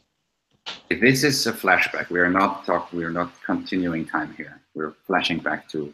This is a flashback to when I first came back to my mother and my sister after I've been with the bird for 17 years. Wow. And this is where I appeared. So your mother is there. I think Do you have an idea, Tina, for who you might want to encounter there? Yeah, I think I would want to meet my mother there. That's a good idea. Mm-hmm. And what? And your sister? No. No, I don't think my sister is there. She doesn't leave the palace. Mm-hmm. I think. And that is outside of the palace? Yeah. You imagine the dungeon being outside of the palace or being a part of it? I think the maze is below the palace and not actually part of it. Yes. Mm-hmm. All Okay, and so my themes are the carob and cruelty. Mm-hmm. So let's see. The queen, it is the Queen's Maze after all. Yes. And she is paying a visit to a prisoner in her maze. And the prisoner is someone that you have kept there for a while. You have been advised to question him. He is a spy. His name is Farouk, and you have captured him. So I'm talking to the Queen now. So we're flashing back to information, and we will meet the white-haired princess as she walks in on her mother and queen, and it is the very first time that they meet after she has been abducted. So let me set the scene for Farouk and the queen, Adele. Farouk has been exposed as a spy on your court from the far-off king some time ago, actually, but he has been not wanting to talk to you or speak. And he has already been going through a lot of pain and deprivation. He's starving, he's miserable, he hasn't seen the light in a while, but you are determined to get his secrets from him. And you are in the middle of questioning while you get like a knock on the door, and it is a eunuch telling you that your daughter, the white-haired princess, has returned to the queendom. So do we want someone to play Farouk? I think it's okay not to have Farouk as a character here, because he's my victim and he's under my control. Okay. Let me start. So we will just answer. Mm-hmm. Let me start with the torture, and don't forget the existence of the X card here. All right, and then we can have the knock at the door after a short moment. Farouk, I have a letter for you. Your former employer sends condolences because he heard that you died, that you got a terrible disease and died. We have a grave outside. Do this to me. Yesterday was your funeral. I was there and I was sobbing tears. Like my family was not involved in this. It was the promise of the king to keep them to keep them safe. The time for you to talk comes later. Right now, it's for you to visit your funeral. And I read the letter of condolences to him. And like the mourning from his family. And that his sister wrote how much she already misses him. And that he is now buried in a stranger's land. And will never return home. And nobody knows anymore that you are alive. My queen, have mercy on my soul. You cannot do this to me. You are too wise for these actions.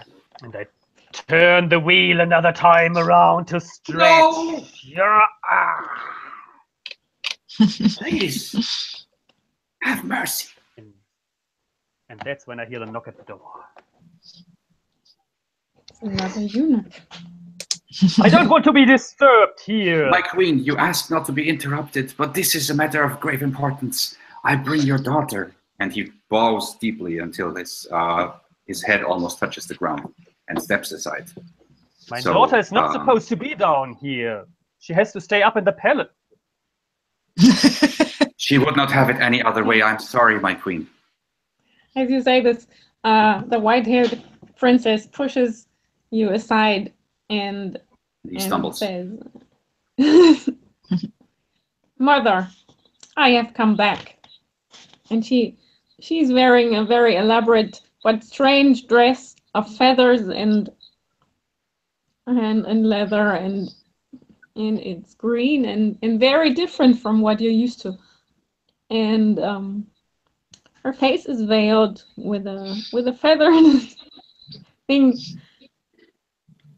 And she says, "Mother, I've come back to retake my role at your side. I spent my whole life with the Carib, and I've learned much, and I can help you get information from this man." Yara, why? I run. I come into your arms. No, please. Ignore this stupid. Let's get out here. This is not a place for you. It's so good to see you. You are back. And I run and I come into your arms and I want to touch you and take you, embrace you. No, not the white bird again. She's very stiff and doesn't really want to be touched and is very distant. "Mother, please, I'm not used to this. Please don't touch me." Let's get out here. This is not a place for princesses. I'm deeply confused that you don't return my embrace. Don't leave me to die here. I close the door. "Mother, I think you want to know something from this man, isn't that right?"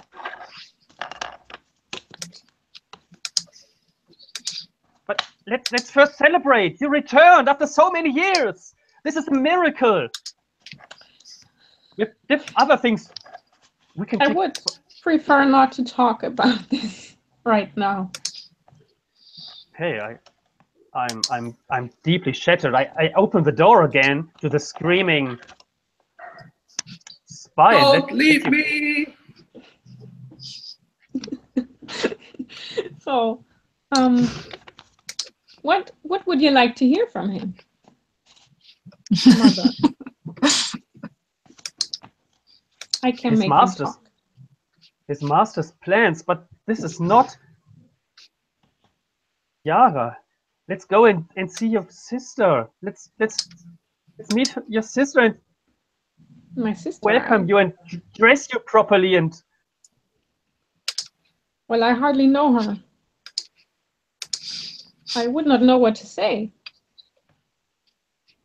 Okay. I turn calm and stay in the corner like a servant because I have no way to talk to my daughter anymore. Oh, that's so sad. Well, so, do you not want to get this information from this man? Would you prefer to have some kind of warm embrace, or just? I'm not up for this.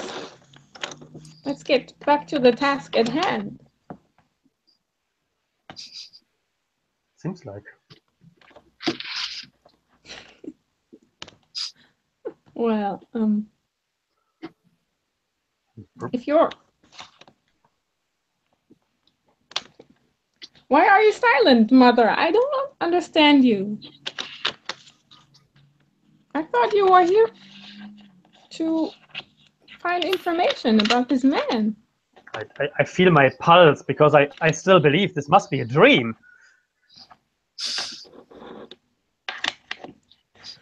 I will tell you everything you need to know. Please, do not look at me like that. It is torturing my soul.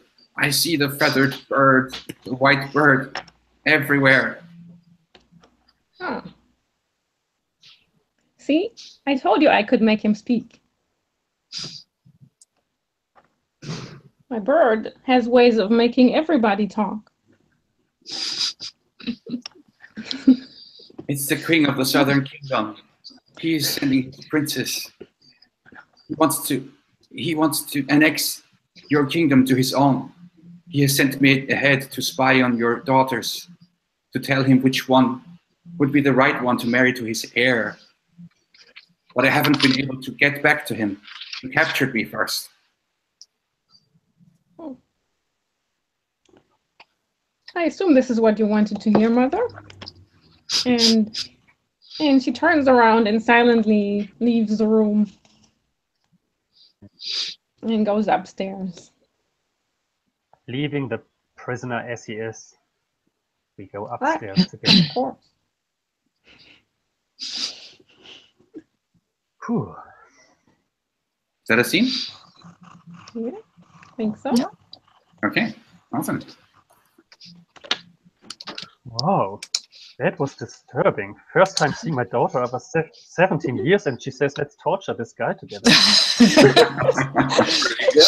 Spend some mom and daughter time. Yeah. This is the only the only way I know how to connect. Okay. Okay. I need to clarify one thing. So Furuk was sent by the Northern King or by a different kingdom? I would say actually the father of the two, and I might have mixed it up. I thought it was the Southern Kingdom. Sorry, it was okay. the father of the two princes. The father. Oh, okay, yeah. All right. Well, so, unfortunately, he died. Like there. Yeah. Yeah, he couldn't get back to his king. Yeah. Yeah, too bad. All right. Next scene is Arius, and the scene guide is Sabine. Me. Yes.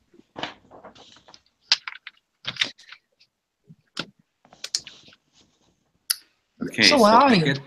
I get to pick the location, right? Yes. And what it is. Mm-hmm. So.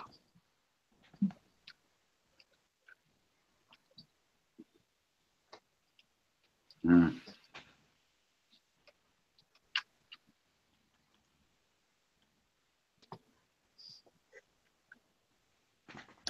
So I'm thinking the themes are best served by the hidden courtyard.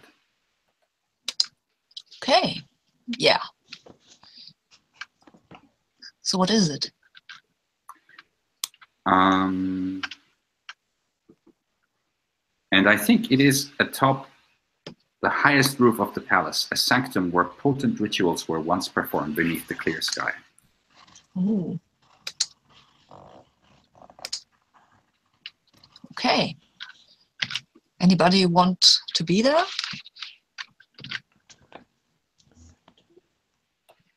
So you have the choice to define the scene or let the scene guide do so. I'm happy with if you're happy to do that, Sabina. I'm happy to have like okay. Okay. So maybe if that's okay with you, your aunt Farah Darsa is here. She has married into this kingdom a few years ago, and she is a priestess. of a secret of a veiled god. And you know that she knows things about making a woman love you. That's what I am definitely in need of that. Those secrets are very important. Yes, and she is willing to talk to you, and she has called you to this place atop the highest roof. It's maybe it's in the evening. You have just arrived. And I'm coming there with a mask or with a veil or a hood, so I get I do not get recognized. I don't want to be seen asking her twice. That's good. Yeah, great. And she is veiled as well, but it's only her face is veiled. The rest of her is rather, she's not very prudishly dressed. So you can see her breasts and part of her leg, but her face is veiled. You cannot see her face except for her dark eyes. Okay.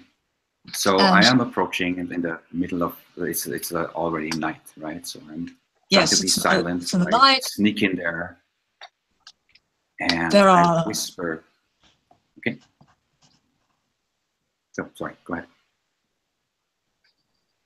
Sorry, go ahead. I interrupted you. No, you go ahead and whisper. And looking out at the stars and at the country and everything. I'm whispering to Aunt Faradasa. Aunt Faradasa, you have called me here to tell me how to win the heart of a woman. And I look at her and I avert my gaze. Oh, I was talking about a different woman. She turns around and you can see her even better in this light. And she, you can almost see her smile. And she says, well, my nephew, my brother's youngest son, I hear things about you and your brother. I do not know if you are the right one, but what will never win a woman's heart is if you avert your eyes. And she touches your face and turns it so you look again at her. So you look at her again. I have to look into her eyes and into her face and swallow. And it's like, what is that price that you have been talking about? My price? Well, boy,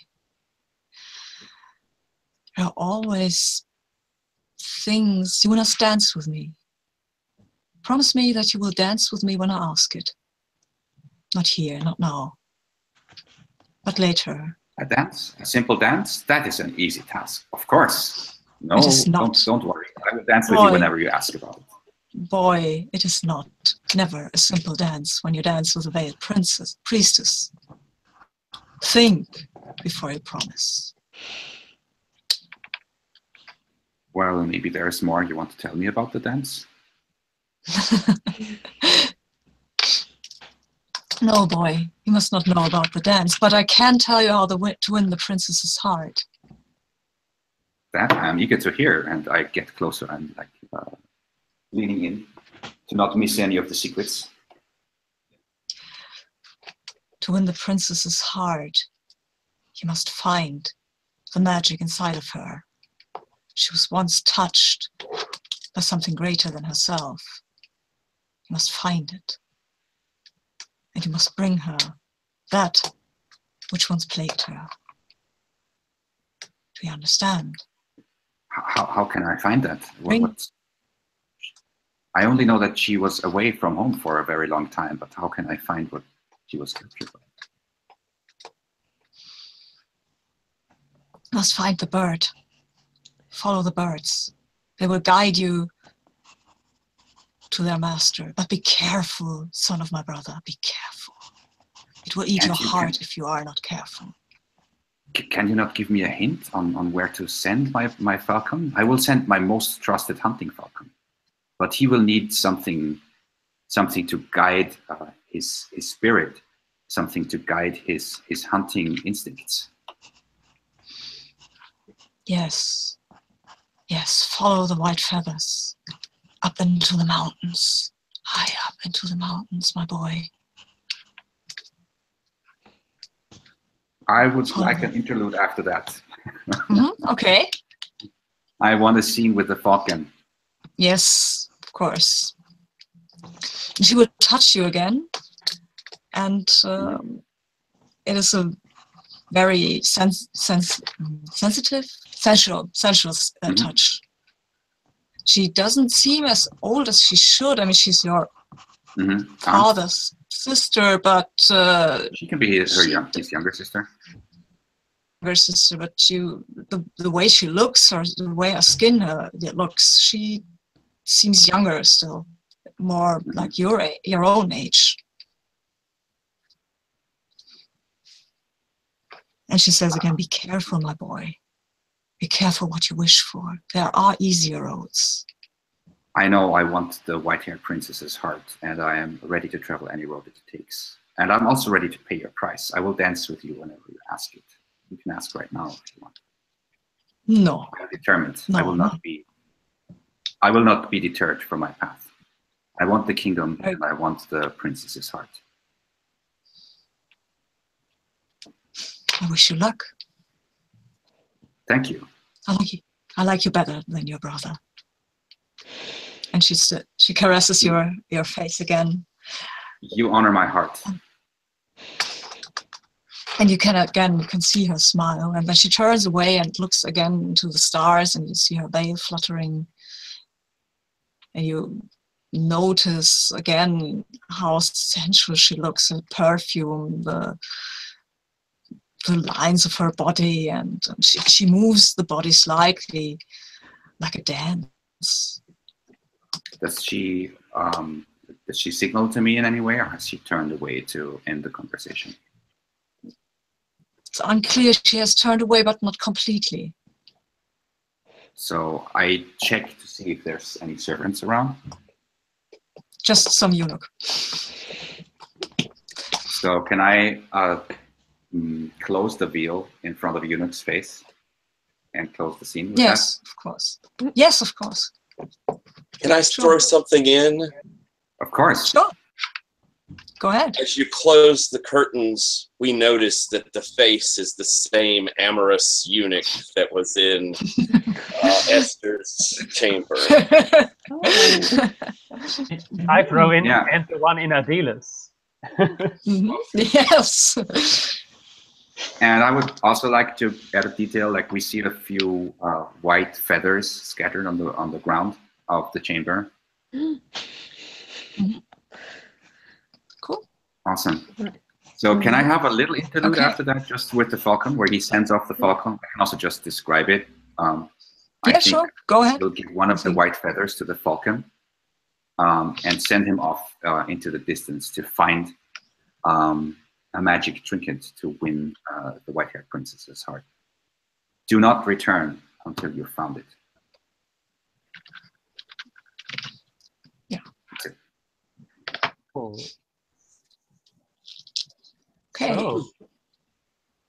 Good scene. Awesome. Very nice. Thank you. The next scene closes the circle for first scene for every character. Mm-hmm. So we see a scene for Maruk. Yes. And I'm the scene guide. And the scenes are jealousy and gift. Yes. And I think the place will be the fire altar. It's always great.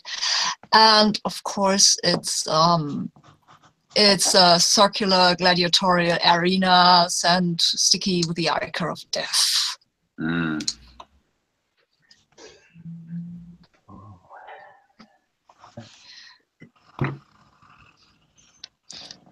So your choice to define what you want to see, or let it to me. Well, I'll leave it to you. Come on, hit me.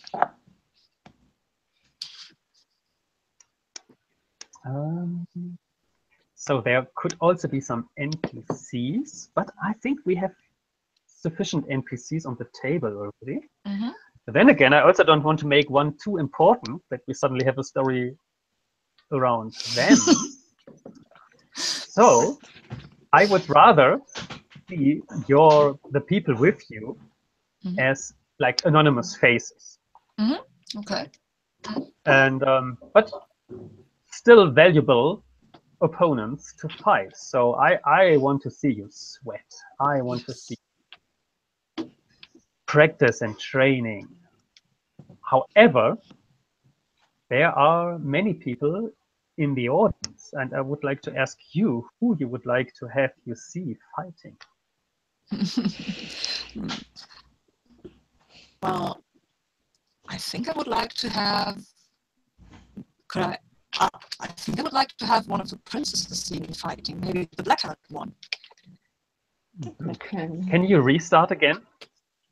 Yes, because I can. It's getting worse again. Okay. I think it would be totally cool if he fought his brother.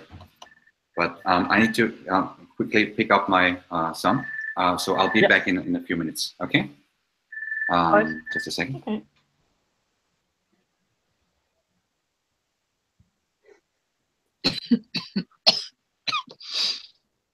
I'm back.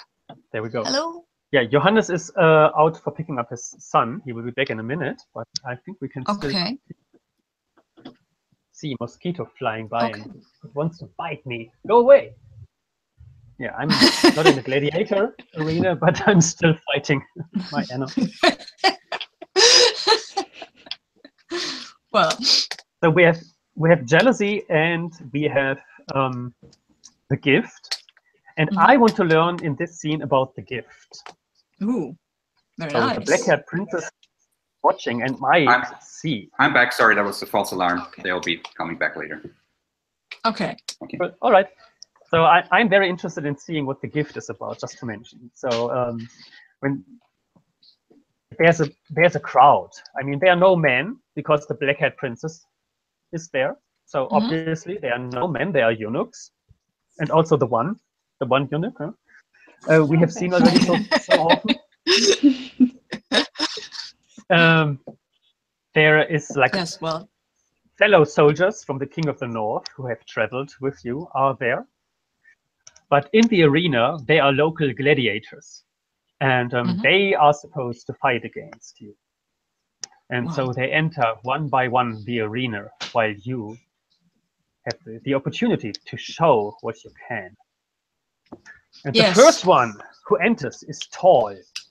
He's more than 2 meters and he wears like a big helmet where you can't see his face. And it has a big lash with him and he's whipping in your direction and tries to get you. How do you fight against such an enemy? Well, the Bald Prince is very well armed. He has a shield, he has a sword, he has armor, but not very heavy armor. He's tall, but he's not all that he's not broad, not very broad. He's more like agile. He's quick on his feet.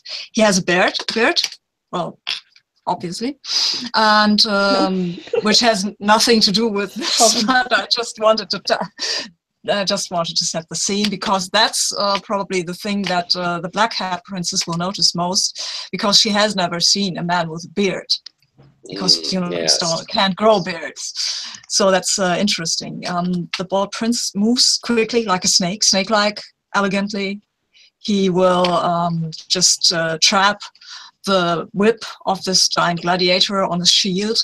He is very efficient when he fights. He's not a showman like a gladiator. He's just captures the whip and then he hits the tall gladiator with a sword. And because he's so quick, the tall guy just can't get out of his way and is hit pretty badly, actually. Quite so easy. Can I ask for a resolution? Sure. Yes, our first resolution. Yeah. Sure. So the question is, can I slay him with one? Yeah, maybe strike, can you slay him? Or maybe can you slay him before he is able to wound you, or do anything about it? Right. So I think that is a good question. Yeah, that's a good question. Is the Bald Prince able to slay his opponent before he is even able to wound him? Before he's wounded, yes. That's good. The card says no, but You gain insight or knowledge that will be useful in the future. Oh, very nice. So very nice. I think you still slay him, but you were wounded first, and you gain some insight or knowledge that is useful. Well, you can choose who can interpret that, right? Oh, of course, yeah, sure. Sorry. Okay. So I can choose who will interpret it. Yeah. So I would like to have here the Tyler interpreted it, because he's kind of involved. Black-haired princess is watching. And the princess is watching, and maybe the insight concerns the princess. As you kill the guy, as you slay this gladiator, you've watched as you're fighting Esther's become more excited, and she cheers as you strike and kill him. And as soon as she sees your wound, she will come running down. And shall I tend your wound, Prince? Oh, my lady, it's hardly necessary. It is just a scratch. A scratch. I am taught in the skills of a nurse. I can help you. And she will come over and begin cleaning. She'll direct some servant in an offhand way, to get water over. And she will begin washing the wound, which I'm guessing is probably like across your side. So she very gently is cleaning the wound. And bringing out several of her little bottles she keeps about her. It stings, and she puts it on you. Well, we still have to see the gift in work, I think. Maybe you want to do something about that. I have it in mind. After or before her scene? Is that after or before her scene when she was getting ready? Is that after is she already wearing the perfume? She's already wearing the perfume. Ah. Okay, so that's later. Okay. Something that brother could notice. Yeah, that's the same perfume he gives to all of his girls. I've smelled that before. Like creep. Oh, I don't think he means it in a creepy sense. Maybe he likes it. Maybe it gets him excited. Yeah, maybe. Well, okay. So when Esther takes care of Maruk's wound, he reaches out to her, and slightly, it's just a slight touch of his hands, but he draws something away from her. He seems to draw something away from her. Maybe the smell, maybe the perfume, maybe something else. It's clear his face is abstracted. He doesn't know what he's doing. It's like he's dreaming, and that draws something away from her. When he comes back to himself, he sees Esther with this sort of wonder and a smile on her face. You are most impressive, my lord.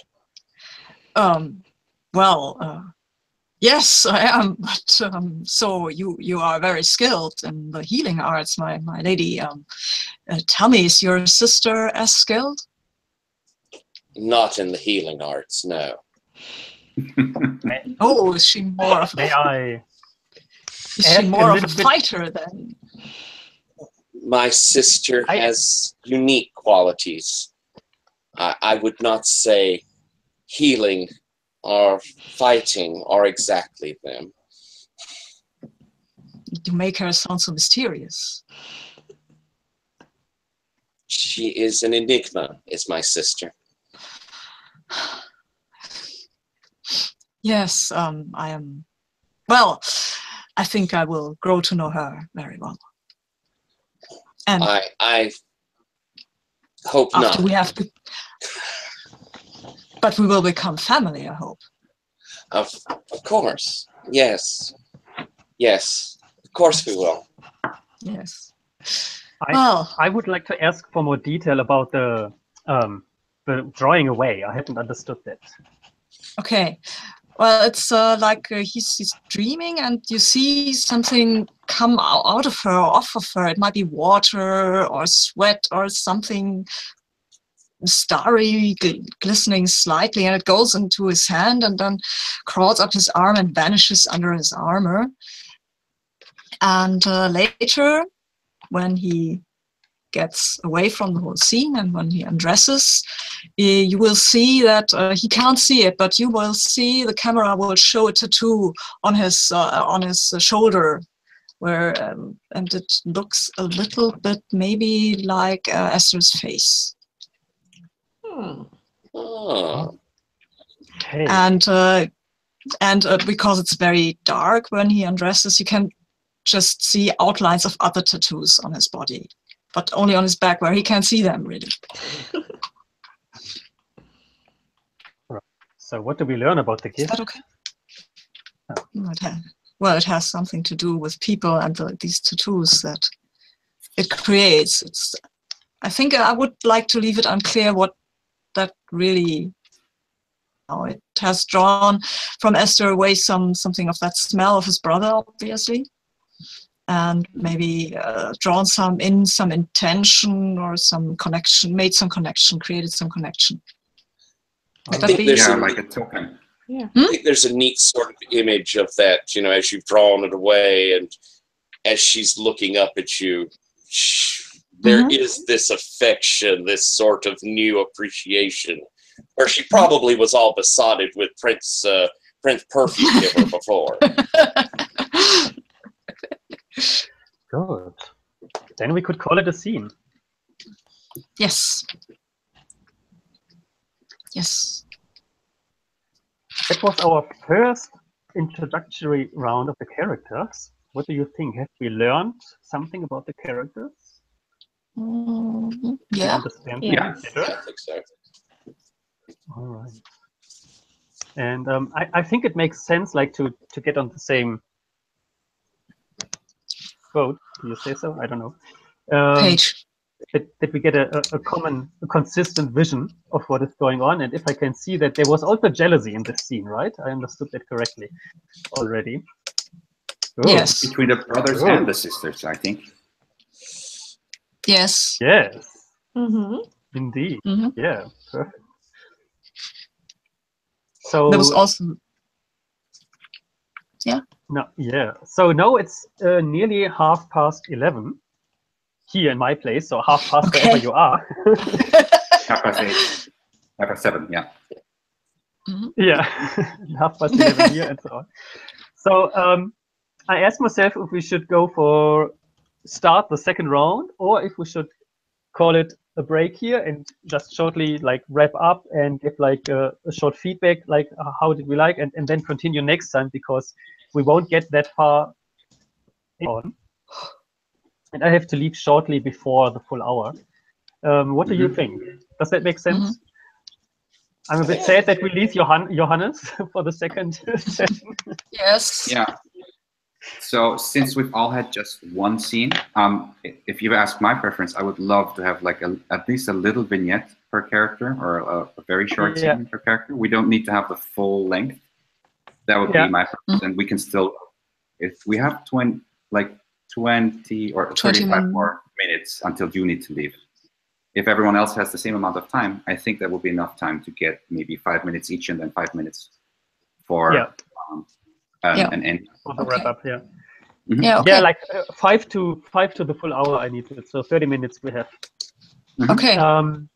But it would, so maybe, why don't we start, just to make sure that we get another scene by Johannes, why don't we start with Darius in the second round?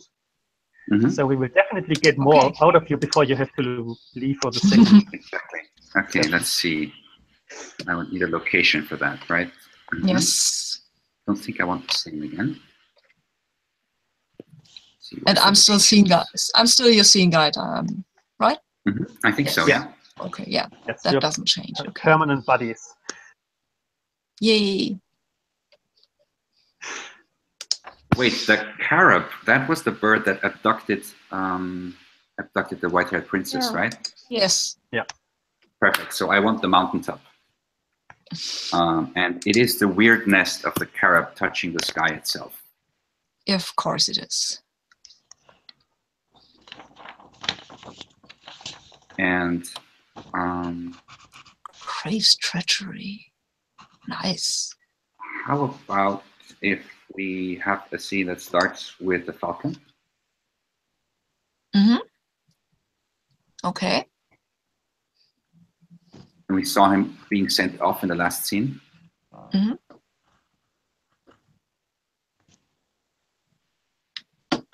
So I think we might start off with the falcon, but we can also see already Darius who is ascending towards the nest. Have to reveal a plot against the queen. Is it Darius' plot or is it somebody else's plot? I don't mind. You can decide if you want. Okay. So we could have these spies in hiding.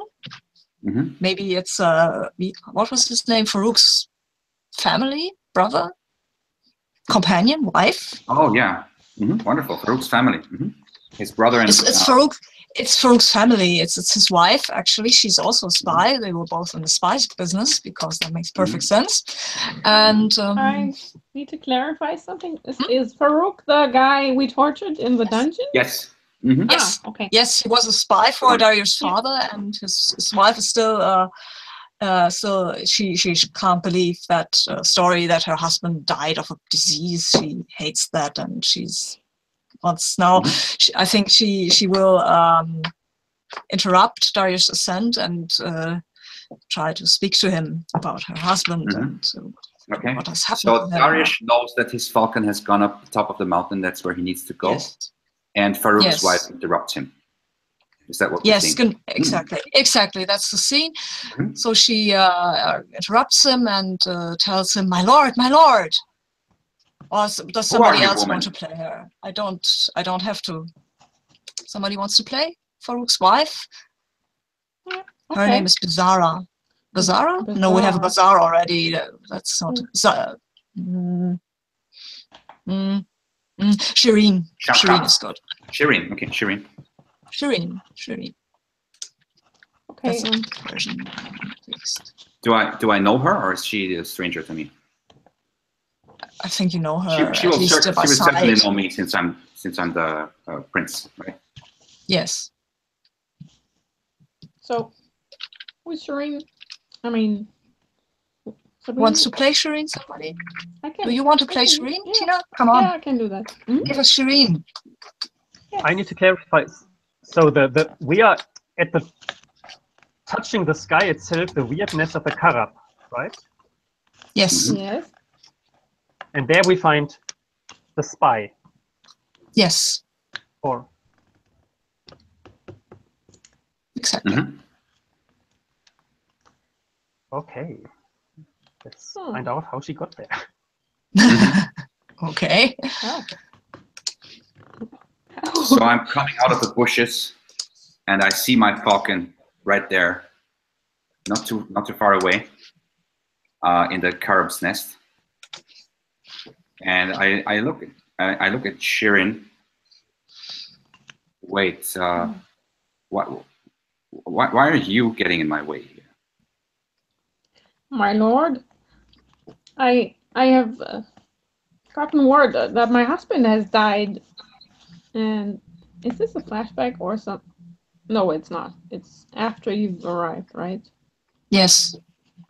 Because I've sent out the falcon. It has to be after the scene where I get the advice from the aunt. The letter says he died of a disease in the palace of the queen. Can you tell me anything about that? I just can't believe this. I look around and see if there's no one else watching us, and then I step in closely to Farouk's wife, and I say to her, "You know, he wouldn't be the first one to vanish in the Queen's maze." The Queen's maze?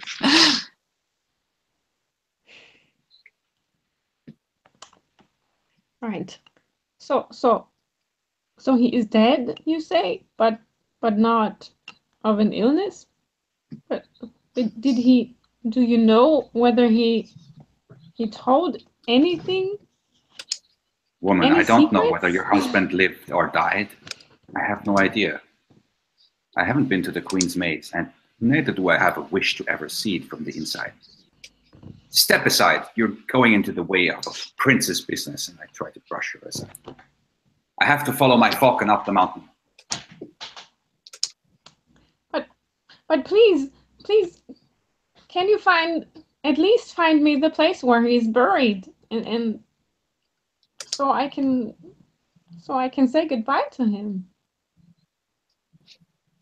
I turn around and step back and say, I will see what I can do, but I will need to find this bird's nest first. I promise you, I will see what happened to your husband. And if he lives, Thanks, he's alive or dead. And she flits away, but goes to a hiding place where she can still observe what the prince is doing. Mm-hmm. Can I ask for a resolution? I want to know if the prince finds the key to the white princess's heart. I'm sorry, I didn't get that last part. My question of the cards for the resolution is, will the red-haired prince find the key to the white-haired princess's heart? Yes. Okay. You have to draw it yourself. So who wants to interpret it for me? Yes, and you have to read it to me. I can't see it. You earn a friend. A friend, reward, or good reputation in the process.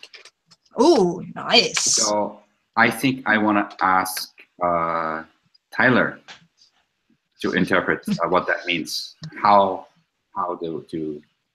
does the prince fare in finding the key to the white princess's hearts? All right. I think that as you get up there to the nest, you can see where there is a small habitation that was made. You know, we have a huge nest. There's like a little house, beautifully done with the onion dome. And inside, you can see that there is a small bed and a table. And on the table, there's a beautifully carved representation of a tree. We could probably guess that this was where the white-haired princess would have slept when she was here. And probably this was something dear to her. So the tree would be a key, and the prince would be able to take it away with him and carry it to the castle. Perfect. I think that's a scene. That's the last we see. So he takes it and he puts it into his bag and wraps it into a cloth so it doesn't get damaged on the way. Can we make it?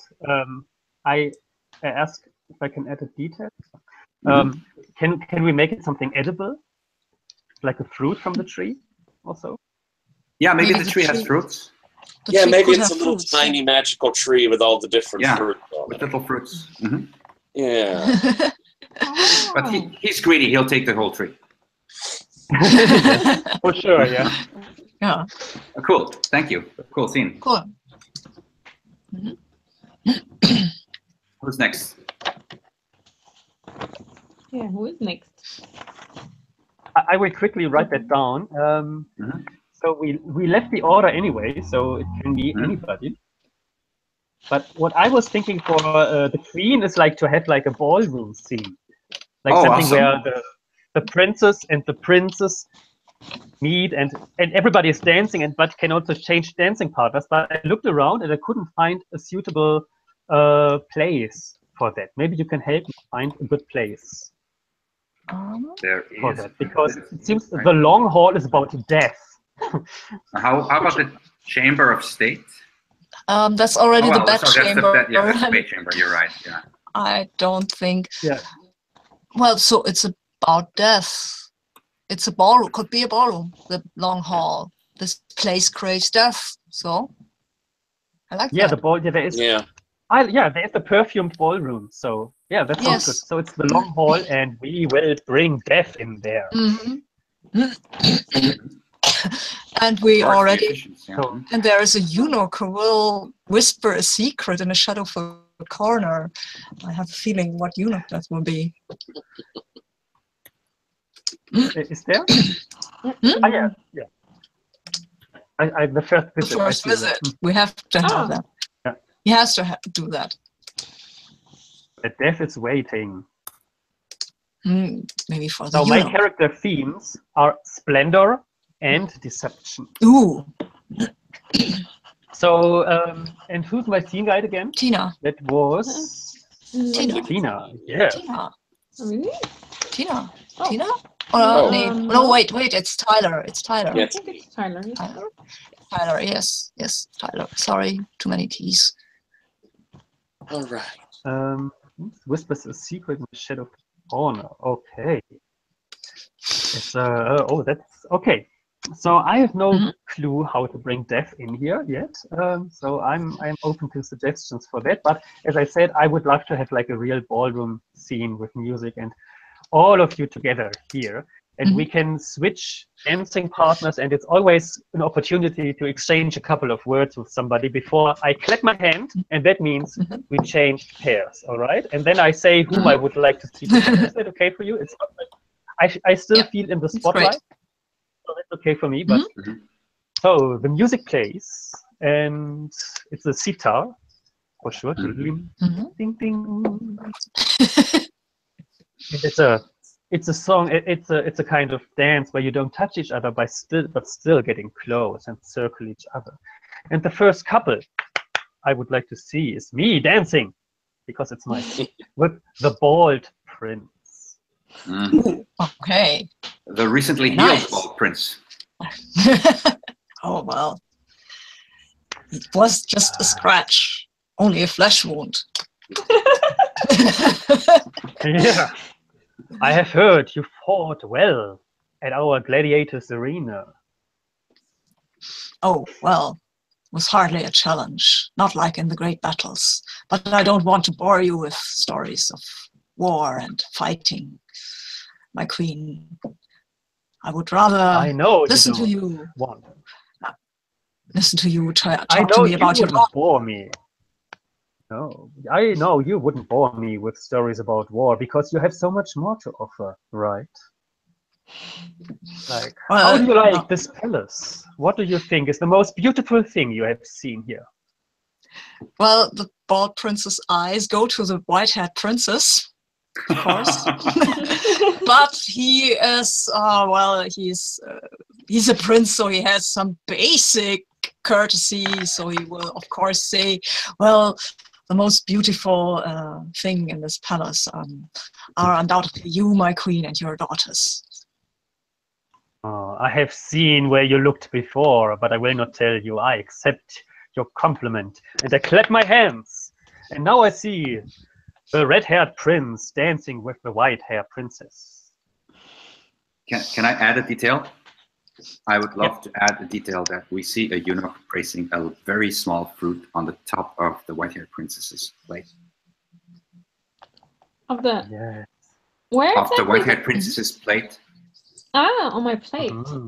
Yeah, on your plate, right? So where you're not eating yet, but if you eat, you might partake of the fruit. Yeah. Yes. I think we might know what kind of fruit that is. Yeah, it comes from the tree. That's the one we've seen before.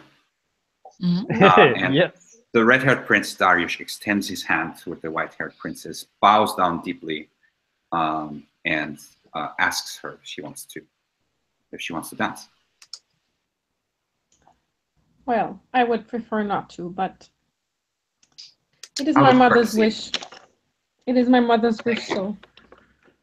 In your mother's name, I ask you. Well, and she moves somewhat stiffly. She's wearing again a veil over her face, and she's not wearing the feather dress anymore, but something more what's customary in the palace, but it's all black. And the prince is wearing a mask as well. It's a falcon's mask. And he is you can tell he's a skilled dancer. He has done that before, so he knows how to make a couple look graceful, even if one of them is only half willing.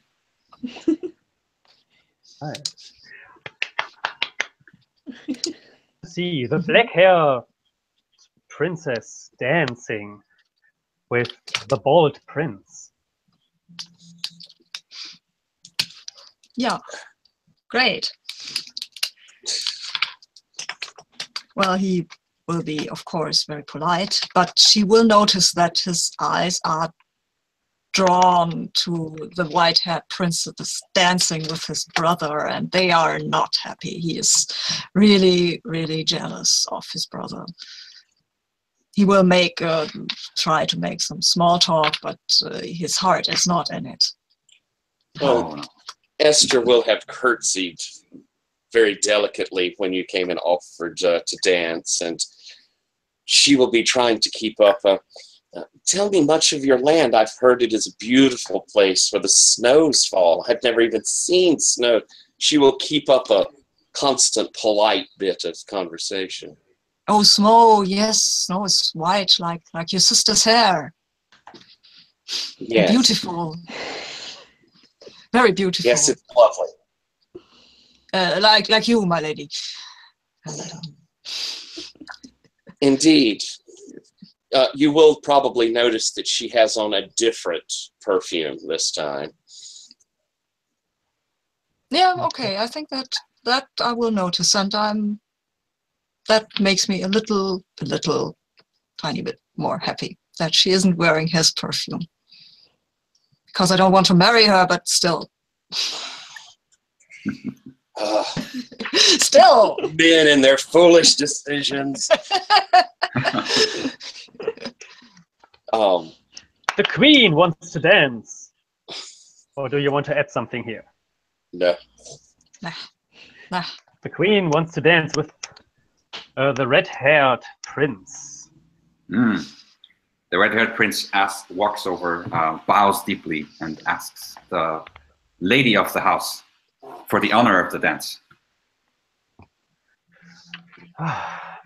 It's a pleasure to dance with such a beautiful young lad as you are. The pleasure is all mine, and the skill of dancing is all yours. I have to say, you are one of the most skilled dancers I have met in my whole life. Well, let me ask you, I have seen both of your daughters. Which one of them do you think is more suited to the heir of the realm?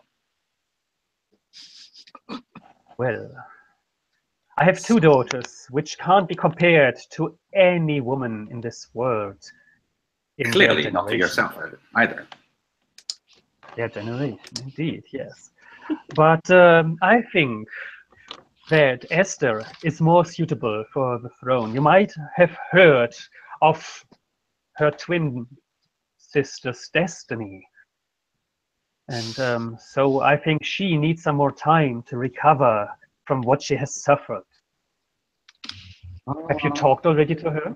Well, I have. She seems a little distant and distraught at times, but I am pretty sure with the right man she will find her place.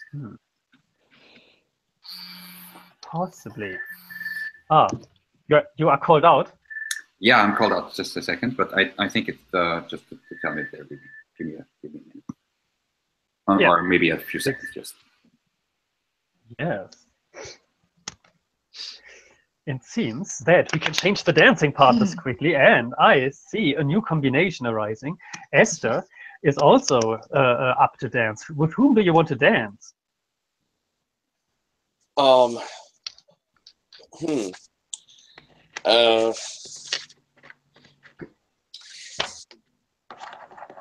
Boy, that's anybody have a suggestion there? We have our red prince off for the moment, and I've just danced with and been insulted by the bald one. So, Or you can also dance with your sister. Oh, yeah, sure. Sure, they have to have dances where only women can participate. that sounds a good idea. Okay, I have 15 minutes. Okay. Perfect. Yara, my sweet We sister. switch back after. seem to have garnered quite the attention from both of these fine princes. Oh, I haven't really noticed, but you can have both of them for yourself if you prefer. Yeah. Oh, detestable. I think that this red-haired gentleman is most handsome, skilled, a marvelous dancer. Any woman would be pleased and proud to have him at your side, I'm sure. Yes, indeed. I think if you would want to be queen, which you are destined to be, then you should probably go for him, as he is being groomed to be king. Perhaps. I have watched as Morash fought, and I do think a warrior king is a marvelous thing. Oh, you think I'm not convinced. I think he is an idiot, actually.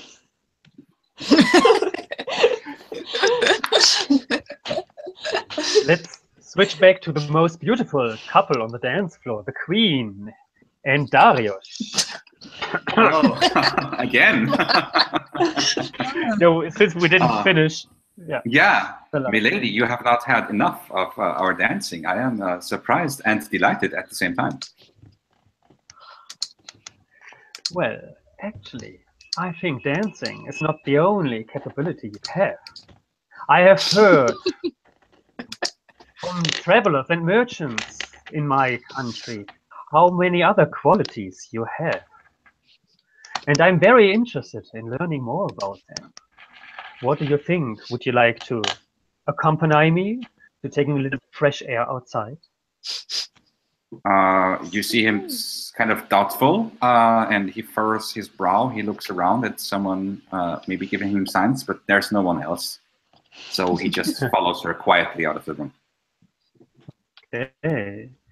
And I would say we nearly cut here, but I think the scene guide can describe what happens to the fruit on the plate. Yes, please. It's still death on the table, so to say, but it doesn't have to be, I would say. I think we probably, as the two of them sweep out of the room, it's the first time that Yara has a chance to go back to her seat. As she does, a eunuch will come up and, "My lady, the Lord Prince Darash has put a gift down before your seat," and will motion over to the tiny fruit that's on the plate. How does Yara react to realizing this prince has brought you a gift from the Kara? She's shocked. She did not expect this, especially not from the redhead prince, because he's kind of creepy and but he somehow found a fruit from my tree, the tree I've been growing up around, and which I've slept beneath my whole life, and I'm tempted to eat it, actually, but I'm not sure what I'm signing up for if I do. So I'm looking around, and he's not there.